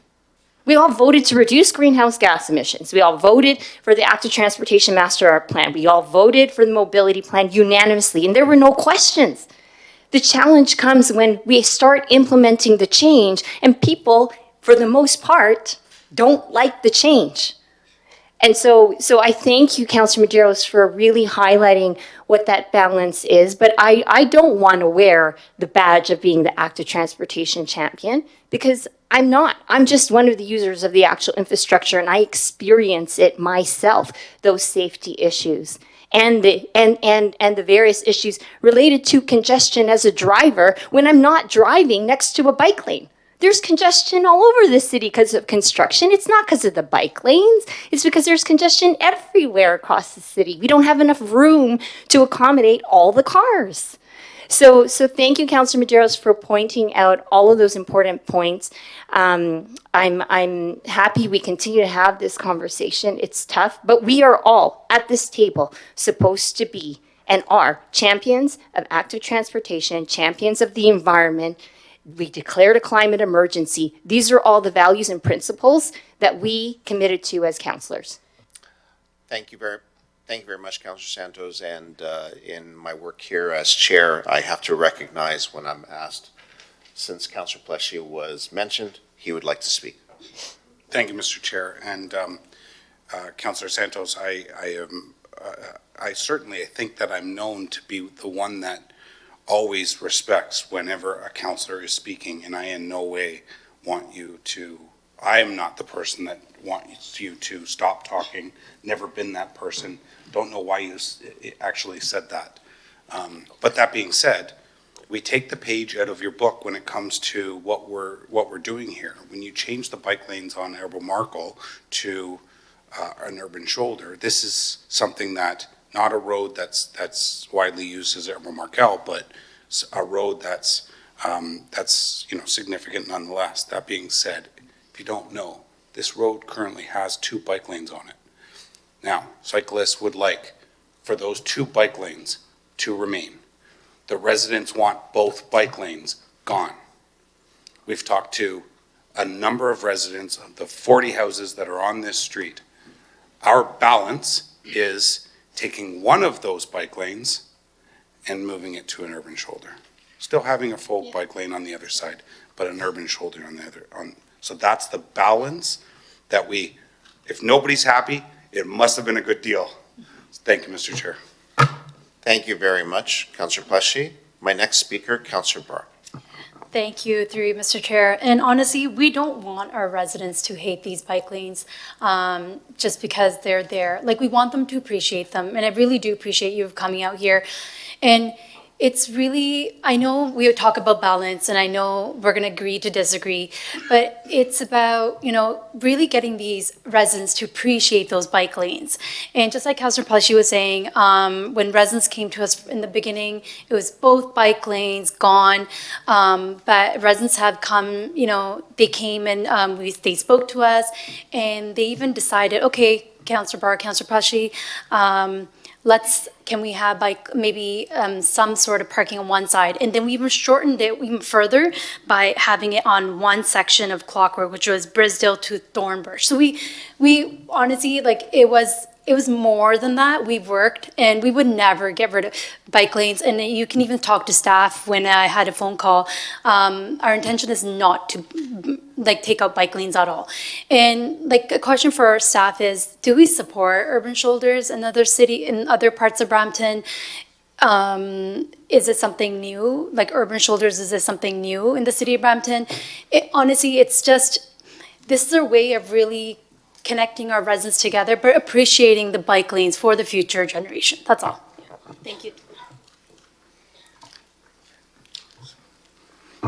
Through the chair, when we embarked in active transportation back in 2018, we recognized that there's going to be a transition, and I think this is the simplest transition: is that we're building an infrastructure, we're allocating space specifically for that use, without compromising some of the demands, the local demands with parking and stuff. So we recognize, the function of an urban shoulder, and that's been in the plan since we started back in 2019. So it's always been a tool in the toolbox. Thank you, Councillor Brar. My next speaker, Councillor Frattini. Yeah, thank you. Thank you, Lisa. I know it's hard. The number one complaint we get is bike lanes. And going back to your question saying, well, people can walk a bit. I know you guys did that little video on Glenvale. And if you go from Central Parkway all the way down to Queen Street, those driveways are all semis. Where do you expect someone to go park and say, walk? Because you can't park on Queen Street. You got to go all the way to Central Park, so they got to walk that 2 or 3 kilometers. So we get the balance. We should put them on the boulevard, maybe do one side. But it's very hard for these residents to say, you're putting in front of my house. And Mother's Day comes along, or any festival comes along, Canada Day, where people cannot come to park in my house as a family. And there's nowhere to park. So if there was at least a park area, parking like Toronto, where you park and you could actually walk, it wouldn't be too bad. You have a schoolyard there. And when school's open or something, and a lot of times they're closing it now at night because people are parking trucks there. So there's not even parking there. Where are we going to go park?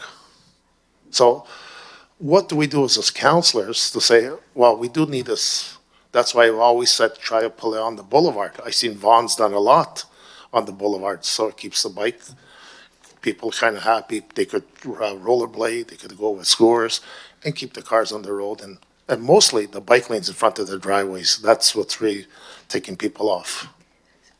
With respect to Glendale specifically, I believe that the staff plan included parking. And as I said before, there isn't a right to park in front of your street. And when we were a town of 200,000, a city of 200,000, when I moved here in 1989, there were, a lot less cars and only some fewer streets. I mean, we cannot build our way out of this. And we expect to be 1 million people, so another 300,000. And is that how many more hundreds of thousands of cars? We have to do something different. So, and unless we provide, like David said, safe bike lanes are the table stakes, then you have to change the culture. We have to address that motor normativity. We have to convince people that it's possible for them to get from place to place outside of the private motor vehicle. And that's very much an education thing. And we absolutely acknowledge that we as advocates and you as councillors are up against a lot of complaints. We understand that. But if we want to change the way we get around this city, as it becomes more and more populous, and we cannot build enough roads to do so, then we have to do something different. And what we're asking you to do differently is to provide space for bicycles, safe space for bicycles. And that's what your plans also say. And I do agree about the cars, the population. You go back 30, 40 years ago when we were kids, we used to play ball hockey on the road. Now you can't even do that. So I see it. Right. But unfortunately, people are buying these cars. It's not that they say, no, there's a law. You can only have 1 car per family. There's some vehicles, there's 5 cars in one house. Right. So how could we say to a family, you're not allowed to have 5 cars? So this is a big issue too. So I agree with you in a way, but in another way, We gotta put food on the table, people gotta go to work, they're stuck in traffic, and, that's one of the main things. It's difficult. It is a time of transition. I recognize that. But, and we often hear a refrain, well, we're not Amsterdam.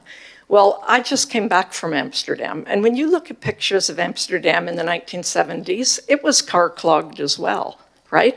But it was delightful riding there, either on dedicated infrastructure or on streets where they say cars are guests, right? They don't have the aggressive driving there in the shared spaces that we do here. Thank you, Councillor Fortini. Councillor Medeiros, you have further questions? Yeah, just in response to regarding the implementation of a strategy, we have, for example, official plan, we present amendments. Every program we tweak, every strategy we develop, there's the unforeseen consequences, public policy 101, and I applaud Councillor Palashi and Councillor Brar for coming up with, to me, is a real good solution for a community which is balancing both needs. And I think that's, as we move forward, that's what we are. And I'm a champion. I think all of us here are champions in terms of trying to get a community which is, inclusive, which is, healthy, which is, active, but I think to simplify and say it's just education, we know from different policy areas, education takes us so far, and then after, there's a little bit of everything. But I appreciate you stimulating this debate. I think it's really, and I look forward to the next delegation. Thank you very much. Thank you very much. I see no further speakers. Thank you, Lisa, for your presentation and for answering questions. I will ask for a motion to receive from Councillor Brar. All in favor? And that carries. Our next delegation is from David Lang, Brampton resident. Welcome, David. David, are you here? I believe David has left, but luckily he did get a chance, so do I need to move for seat? No. Okay, so we move on to our agenda. Our next item is delegation from Sylvia Roberts regarding item 8.2.3, staff report regarding the Brampton Grow Green EMP and CEERP emission reduction plan. Hello, thank you. Welcome, Sylvia. I'm Sylvia. I'm resident of Ward 3. This kind of touches on two different delegations. I didn't want to have 2 or 3 back-to-back delegations. I'm trying to merge it. So as part of this plan, we are both targeting a corporate, which is the municipal government reductions, and we are also targeting a citywide, which also accounts for private sector stuff. One of the questions is where have we articulated which is the priority? Here's an example. In the report, it talks about transit is the largest emission, is basically the largest sector. One of the things is when you compare driving to taking the bus emits 90% less CO2, especially if you're on a busy route. So for example, if you expand the bus fleet using diesel buses, you may increase the city's corporate emissions by 1,000 tons. But in exchange, you reduce 9,000 tons of private automobile uses. So net, we are talking a reduction of 8,000, which is a substantial amount. But the city's corporate side goes up, even though overall net, there's a big reduction. With electric buses, the reports from like Kutrick, for example, have said we need to buy more buses. So it's not just that the buses are more expensive, we do have some loans for that, but we actually do need to buy more buses. So you could run into a situation where I can get diesel buses that'll emit 1,000 more tons, and they will reduce car emissions by 9,000. But if we did electrification, we could reduce, for the same cost, we could reduce emissions from the bus fleet by 2,000, but not do any reduction on the private sector side.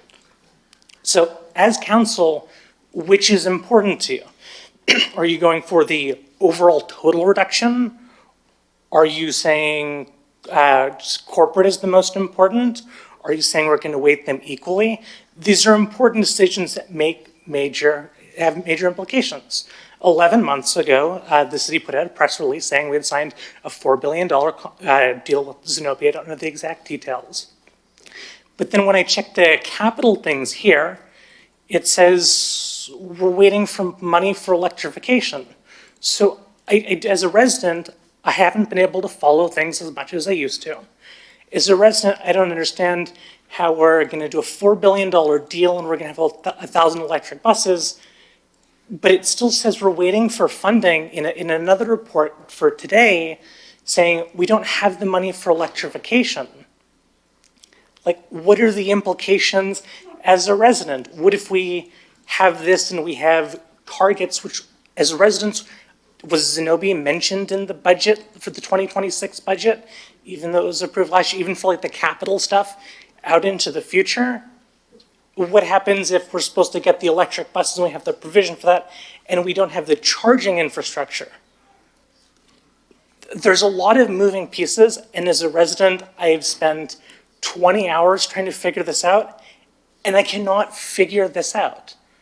I know this is a lot of questions, and some of them are very detailed, and I would like if council could ask for a report, giving staff several months potentially to respond, because we signed a $4 billion contract for electrifying the buses, but we don't have the money for building the electrification. How is this supposed to work?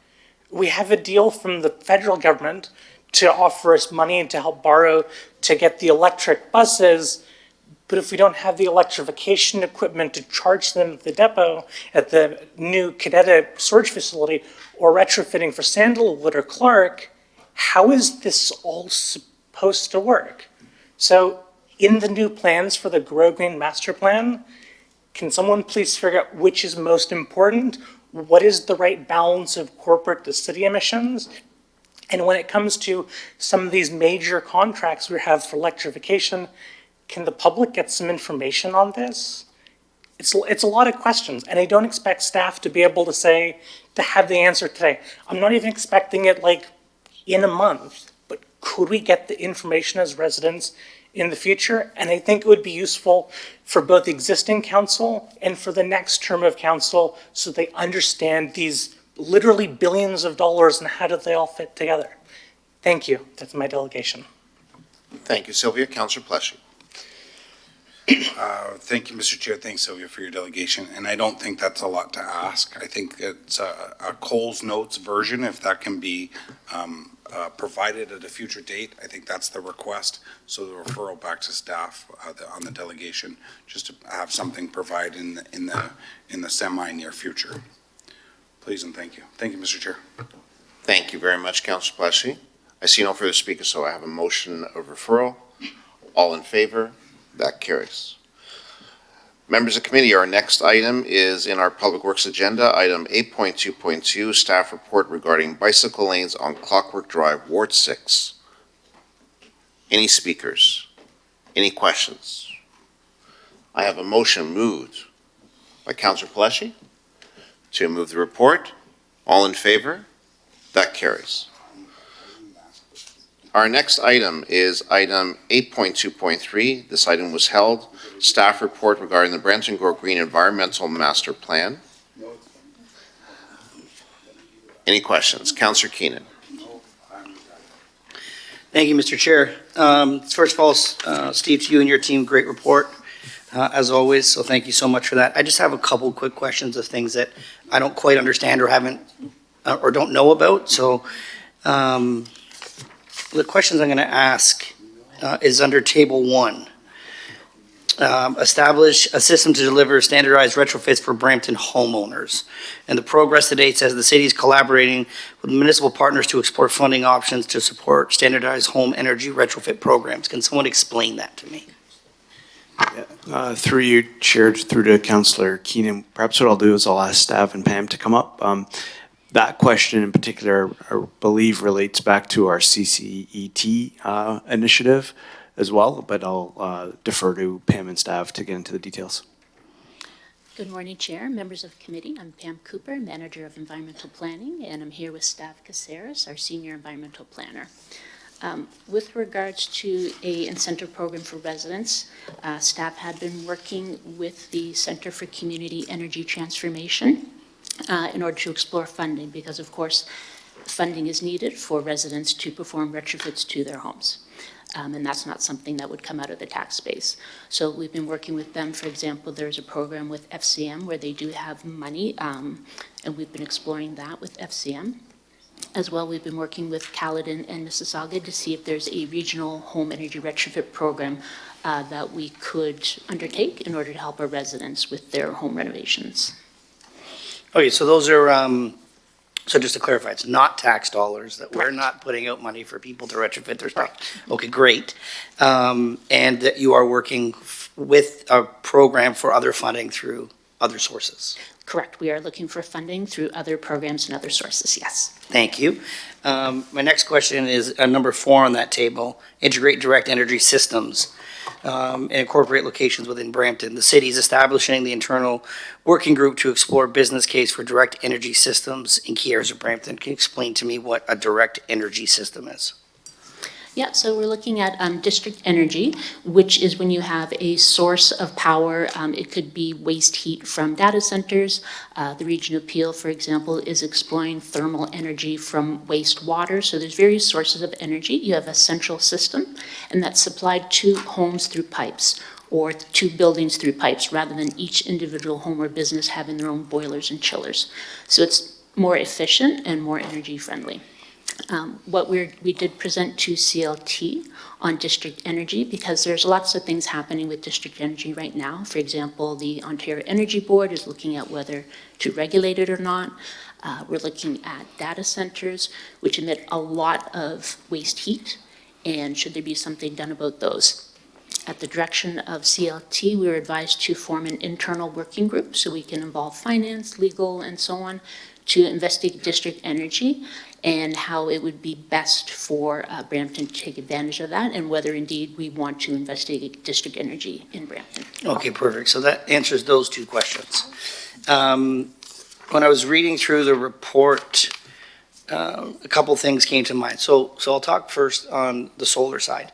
Going through the Embleton Rec Center evaluations as Vice Chair of Public Works with other councilors, we're putting retrofits in that we're paying for to hit our targets. When I look at it, there's companies out there today that will pay the city to retrofit our roofs, and we'll still get the credit for it. Have we looked at doing that? Maybe this is for you, Steve, I don't know. Have we looked at doing that citywide as a potential? I do know that there is, we do get lots of funding from other levels of government. So what I may be asking for is a report on that if we haven't looked at it, as to how that can fit in on this. Maybe doing it citywide and seeing if it's even a possibility. But have we looked at that first and foremost? If I may, the city does explore opportunities to integrate solar energy as part of building retrofit projects and in new construction. And options for solar have been identified as part of net zero feasibility studies being undertaken by energy management. I am, however, not aware of investigations into specific external programs that could provide funding. Yeah, so for me, it's because when we're doing that stuff, we're paying for it with tax dollars or DCs. I'm not really sure that what we're using to pay for it. So my view on this is to look at it to be, A, we're getting it, B, we're not paying for it, and C, it's a revenue tool.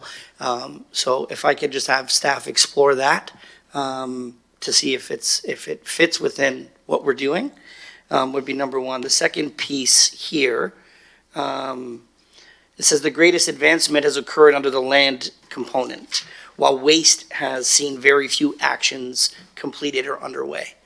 I know of technology now that's coming out. I had a meeting with the Region of Peel on some technology that's come out.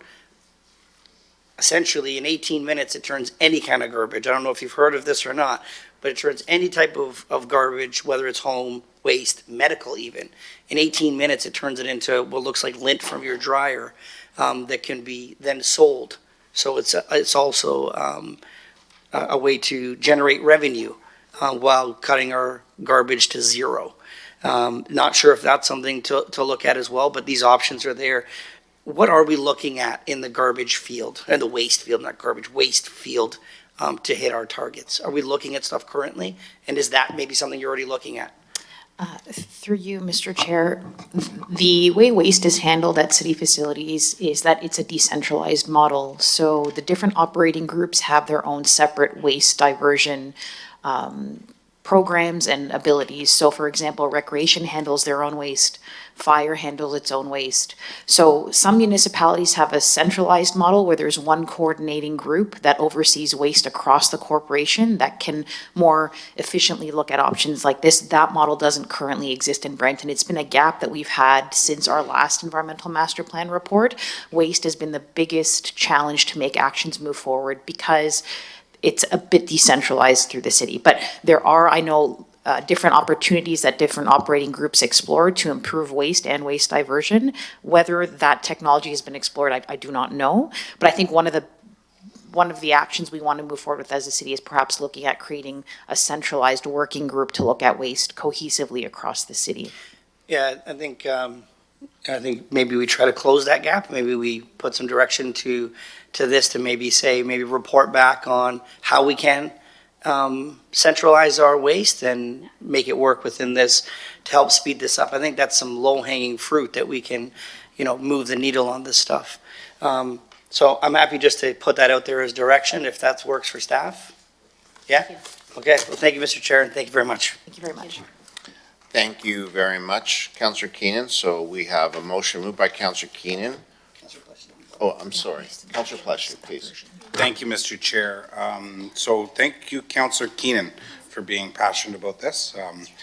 I've spent a lot of time at the region, and now that it's coming home to roost, we're going to get to deal with our own garbage internally, and that's, I think, fantastic.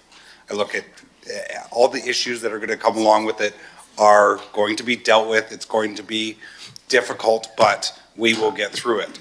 That being said, CCET is a great resource for bouncing stuff off of, and maybe this is that opportunity. And I know that they're coming in June, I think. And I actually see David Lang back on. He probably was disconnected and would love to have his input because he didn't get to delegate. If we could maybe possibly recognize him for this, he didn't. He lost connection. Unfortunately, what he was delegating for has now gone through council and passed unanimously. Nobody opposed it. So I don't know if we should get him back on to. There needs to be an opportunity at that, anyways. But my words were just in relation to look forward to them coming in June. Look forward to anything that we're looking at. There's tons of opportunity. Certainly one that I've been trying to work with is the Emerald old Algonquin power plant that is now turning garbage into hydrogen that we could then maybe put into our buses, and then we could drive people around.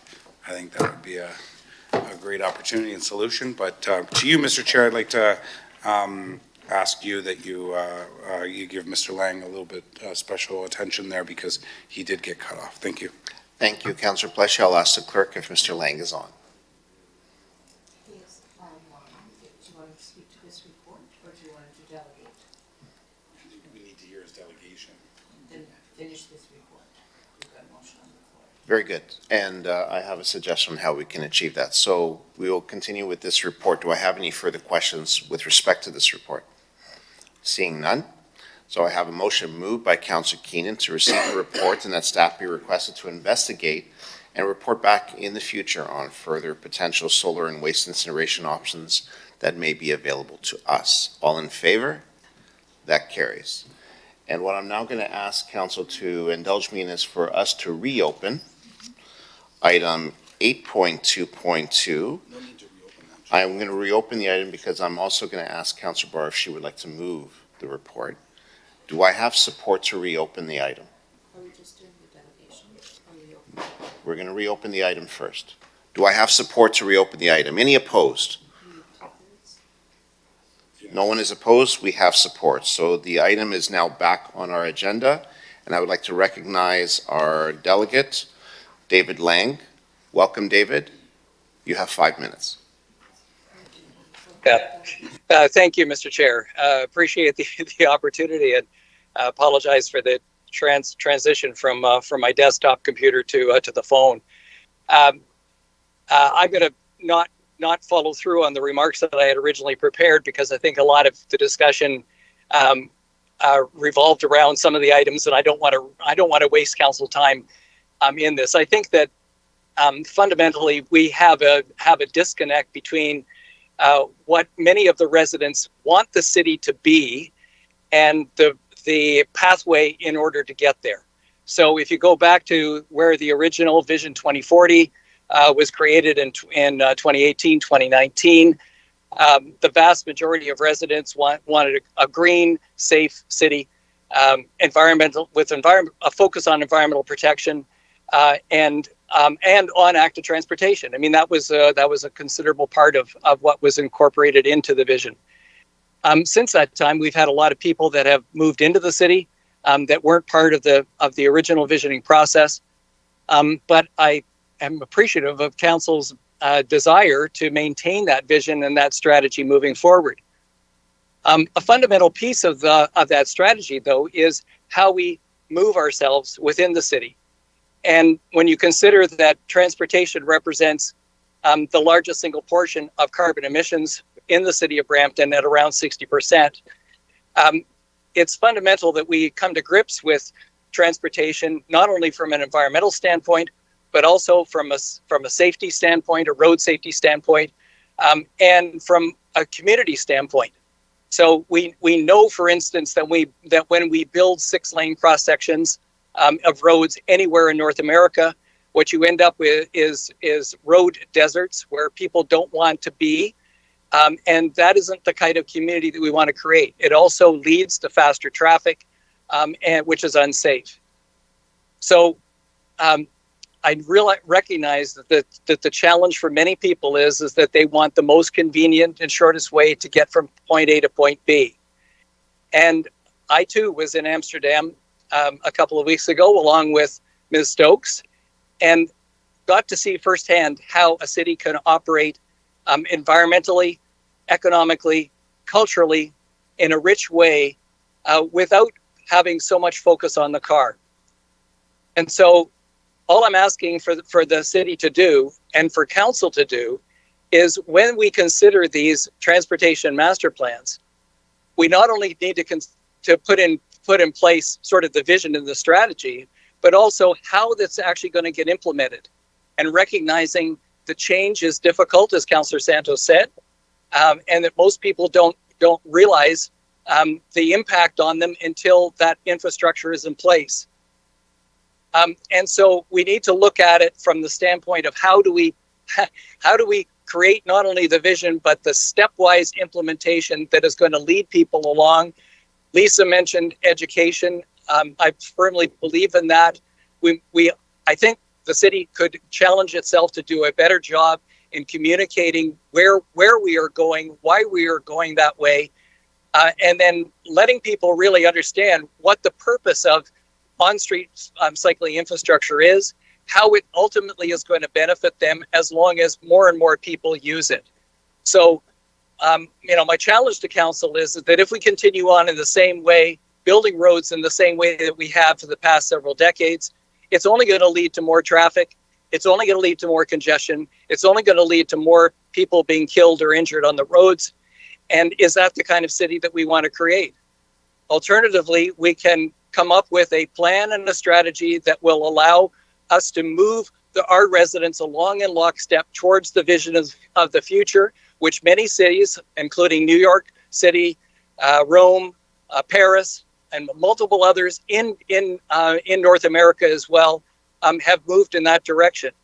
And so I would say, let's take a step back from this. Let's take a deep breath and figure out how we can make this happen in a way that isn't confrontational, but is a way that is going to allow us to move forward to a brighter future for the city of Brampton. Thank you. Thank you very much. David? I don't see any speakers, so I'll ask for a motion to move for receipts of David's delegation, moved by Councillor Pelletier. We have a question for David. Yeah. Councillor Santos. Thank you, through you, Mr. Chair. Through you to David, you're very involved in a number of different environmental initiatives. We just had the Turtle Troopers here. You were acknowledged for, I think it was 2 weeks ago. We're creating signs called, what is it called? The the signage for the animal crossing? Lang's Passage or something, yeah. So based on your experience related to environmental issues and active transportation, have you seen situations where we have indeed intentionally slowed cars down on arterial roads because of safety issues? So I mean, obviously the automated speed enforcement cameras were the best tool, I think, in the city's toolbox, and that got taken away from us by the province. But the implementation of bicycle lanes, and I'm not sure, Councillor Santos, what you mean by arterials, but the implementation of bicycle lanes has been used over the past several decades as a traffic calming measure to slow down the traffic, to provide better road safety. So that has been a proven tool to reduce speeds. And in fact, the statistics and data would underscore that when you put a bike lane in on a road, it does slow down the traffic. Yet, I would say non-intuitively, it also facilitates the movement of traffic along that corridor, and in fact has very little, if any, negative impact on the actual transit times through the corridor. So again, I feel that it's something that many residents don't realize, don't understand, and it really requires much better communication. Thank you. Thanks. And through you, Mr. Chair, I wanted to get to a point about Heart Lake. And so we just celebrated the Turtle Troopers. We have installed signs for animal crossings. We have slowed down and created pathways for vulnerable users of Heart Lake Road, which are turtles and animals. So certainly, if we could prioritize on arterial roads and other roads safe passage for animals and turtles, we could also maintain our integrity and create that important balance to also protect people and children who are also vulnerable users of the road. So while we celebrate, and I support 100% turtles and animal crossings and slowing down cars and creating narrow roads, not expanding Heart Lake Road so that turtles can cross the street safely, I will consistently also support the balance and prioritization of people so that they can also be safe and cross the road safely and use the road safely in the same way that animals and turtles do. Thank you. Thank you very much, Councillor. So I'm asking for a motion of receipt for the delegation, moved by Councillor Pelletier. All in favor? That carries. And since we have reopened the staff report 8.2.2 on bicycle lanes on Clockwork Drive, any further questions? Seeing none, I have a motion moved by Councillor Brar to receive the reports and the recommendations. All in favor? That carries. Thank you. And so with that, we now move to question period for our Public Works and Engineering section. Madam Clerk, do we have any questions from members of the public with regards to Public Works? Through you, Chair, we don't have any questions at this point. Thank you very much. And then that moves us through the Community Services section and to question period for Community Services. Do we have any questions? Through you, Chair, we don't have any questions, but we do have an added discussion item, 9.3.1, events at Jankuzi Park. Councillor Fortini, your item. Thank you, Mr. Chair. And I think everyone's seen what happened today on the weekend at Jacuzzi Park. You know, I keep saying this over and over. that we do have problems in the area. And I know bylaws, our police, our staff, we try to do our best we can. We can't just stop these things, and then we end up getting the blame for all that, you know, and saying it's our fault, it's our fault. We can only do so much. But my worry is not only the park, it's again about the parking. Like, it's a matter of time a fire is gonna happen. And it all works out well until around 4 or 5 o'clock. And then after that, it becomes a mess. You know, you can't even invite family over. A lot of these residents say, and I know I'm in a group chat, there's about 300 homes between the H section and the G. Say, if we invite family over and the fireworks are at 10 o'clock, they're not gonna be able to get until 1. How's a fire truck get in? How's a police get in? And we have these tow trucks, they have to start towing. We can't have parking on both sides and blocking driveways, and I know, and we give them a ticket $30, and you know, a lot of people say it's okay. I get $30 tickets. I go in to watch a hockey game. You got to pay parking anyway. At least I might as well just pay the ticket. So I don't know. It's not working. It's been, you know, we used to have meetings a long time ago with myself, Councillor Miles, with staff. That hasn't happened. I don't know what the solution is, but definitely it's not working. And last year we had SWAT there, you know, the whole Bramley Road, had to close it down with rubber bullets. Now it's this, Canada Day's up the street, you know, another events are gonna happen. And it's a matter of time, people are gonna get hurt, and people cannot enjoy themselves when they go as a family with 2 little kids there, and you gotta worry about these teenagers, the things they're doing. And our bylaw and police can only do so much. So I don't know what the answer is, you know. And I think this time when we have our Canada Day, staff should be there at 10 o'clock on Goodwood. Not leave at 4 o'clock or 5 o'clock after we do our cupcakes. And actually really see how we could do it for next year, because it is really, really bad. The police, you know, have on Goldcrest exit, making right turn, and it's backed up all the way down to Queen Street. It takes 3 hours to get out. There's no way an ambulance or a fire truck is gonna get in. So, what is the solution? I don't know. So, who's that? Is there any staff who would like to respond? Thank you. Thank you. Through you, Mr. Chair. Councillor Bertini, thank you for your questions. I have the Director of Bylaw here who could address some of that for you and continue that conversation. Yeah, but it's not only, I appreciate, yes, go ahead. You know, it's not only the bylaw, we're doing our best we can, even our Peel Police. It's about towing, we gotta get them out, or we gotta just block the road off, all the roads. So, go ahead. Through you, Chair, Councillor, thank you. Perhaps I can give just a holistic feedback on the events at Chinguacousy Park, and then I can address the parking issue as well.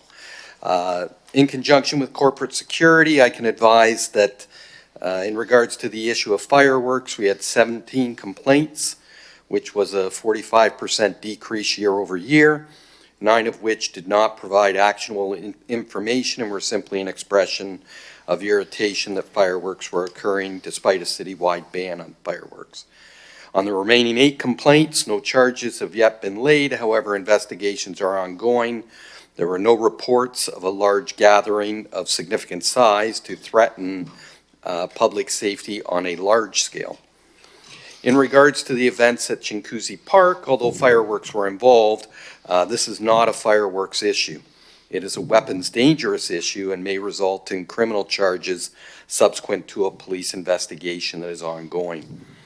Corporate security is responsible for security arrangements surrounding Chinguacousy Park, and I could advise that they were, thanks to their vigilant monitoring of social media, aware of the potential criminal offenses and had proactively liaised with PRP. Peel Regional Police had a robust presence, including the availability of the public order unit and an increased uniform and investigative unit presence. Staff are assisting with the ongoing police investigation and remain at the disposal of Peel Regional Police. I can share that as of this time, they have issued 13 charges related to weapons offenses, trespass to property act, and explosives, as per their community liaison officer. For parking, for the past May 18th date. I did canvass the top 6 streets, Haley, Hilldale, Howden, Goodwood, Central Park, and Goldcrest, that typically have parking congestion on an event like Canada Day, as you mentioned. And there were no penalty notices issued on those 6 streets on May 18th, nor were there any parking complaints received on that date. While that is the case on May 18th, it's recognized that on Canada Day, it's a far different situation. In that regard, we do take active parking or active planning to come up with how we will address it. We have in bylaw taken great steps forward in both parking enforcement and towing. I can advise that year to date, we have towed 831 vehicles for parking offenses. This time last year, we had towed 281. So roughly 4 times as many vehicles are being towed this year. Parking enforcement year to date is currently up 67%. And all of last year, it was up over 20%. So the 67's on top of that further gain. So while we absolutely recognize the community concern around parking and towing, especially the special events, we are trending in the right direction, and we continue to work with our stakeholders at Peel Regional Police and Corporate Security around those concerns. Okay, no, I do appreciate it. I do see the tow trucks there and they do what they can. Like, I'm not blaming Peel Police or bylaw or towing or us. It's just that I find that once it hits around 5, 6 o'clock, that's when they all jam in so fast that we can't keep up with the towing. So I don't know what the solution is, because it's nice to have them let them enjoy the park. We do parking on one side, but when you park on both sides on these small streets, you can only get one car in. And if one's coming the opposite way, it jams up everything. And it's not only one street. It becomes, like you said, Haledale, Goodwood, Goldcrest, Greenbrier, all these courts, they're all full. They can't even get out of their own driveway. So a lot of these people, what they do in the morning, they put their cars on the road at 5:30 in the morning. That way their driveway's empty for family to come over because they can't even get in. But then they're stuck there. They leave before fireworks, or they try to leave right after, the best they can. So I don't know what the situation is, but you gotta get these tow trucks and see what we can do, the best we can. It is very, very hard because a lot of people do go to that park. I know we fence it, and I was talking to one neighbor. Uber was pulling in front of their homes yesterday, the 3, 4 homes off of Goldcrest there in Central Park, where people were coming out, but they all had knapsacks. And they just walked into the park with the main entrance off Bramley Road. And the Peel Police is there, but what are they gonna do, search everyone? And that's where all the fireworks started. So maybe we gotta really fence it up and say, you know what, no knapsacks, like just going to a game. I don't know. So anyway, thank you. Thank you, Councillor Fortini. Councillor Pelletier. Thank you, Mr. Chair. Just in terms of the comment, I don't know if staff want to provide a comment. I think Councillor Fortini indicated that people leave at 4 o'clock after the cupcakes, when it's an increase of staff from what I see. I stay right to the fireworks, and then I make my exit. But it's an increase in staff resources from kind of what I see as maybe potentially cupcakes, and then all the way up to and beyond fireworks. So can I just get a confirmation on a comment of the reduction of staff, and it's actually an increase? Through the chair, it's my understanding that fire, bylaw staff, and event staff would stay on site till the conclusion of the event. But there's like the day shift, and then there's probably 3 shifts, I would assume. Is that accurate to say in terms of security, and park staff, maintenance, and everything like that? I can't speak to all the different areas. Maybe Meg can chime in. Certainly speak. Because of the difficulties of getting in and out of the park, most people do long shifts. So there isn't necessarily an increase, but there certainly is not a reduction. Okay. thanks. And maybe Councilor Fortini's back on, so maybe he can clarify. Thank you. Thank you, Mr. Chair. I believe also our Commissioner of Community Services has a comment? No? You're good. Okay, Councilor Fortini. Yeah, thank you. Just to clarify, it's not that I meant they all gone. They do work in the park. I'm talking about the side streets. And usually the fireworks start at 10, but between 8:30, that's when everything jams in. So in the daytime, there is staff, everyone around, but then 8:30, they just can't keep up. You know, they're all gone. And you can't keep up with 5 staff when you have 35 roads to deal with and all the courts. It's just impossible. A lot of years ago, Bramalea City Center used to be closed, so there was lots of parking. Now the schools are jammed up, which one thing is there's a couple of schools in the area, but the mall's all completely closed. So we have to look on the side streets around 9 o'clock at night until after the fireworks just to see what's going on. Thank you. Thank you very much.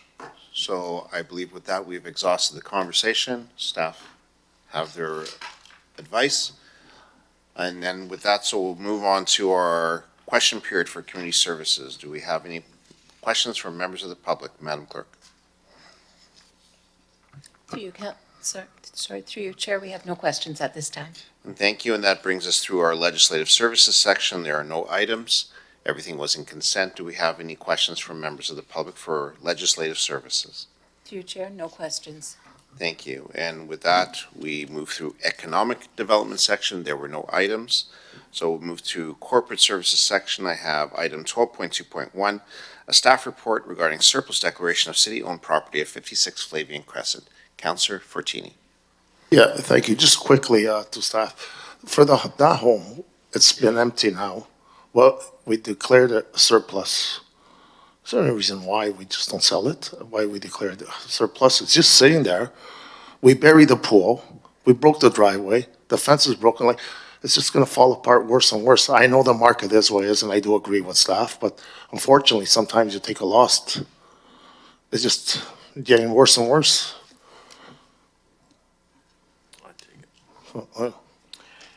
Through the chair to Councillor Fortini, it's part of our process that council have to declare the property surplus first before we could move ahead and sell it. Yeah, and I think that's a good idea because I know the market is what it is, but when it's going to cost us money to maintain it, heat, all this, and it's going to get worse as the years go by. It comes to a point where we just have to tear it down after. Okay, thank you. Thank you. Would you like to move the report? Moved by Councillor Fortini. All in favor? That carries. And that moves us through to the end of our corporate services section. Madam Clerk, do we have, we have one item, 12.4.2. There's correspondence from Jas Gill, President of Gilco Acquisitions Corporation, with respect to request to review lands for potential disposition. This was held. Councillor Pleshy.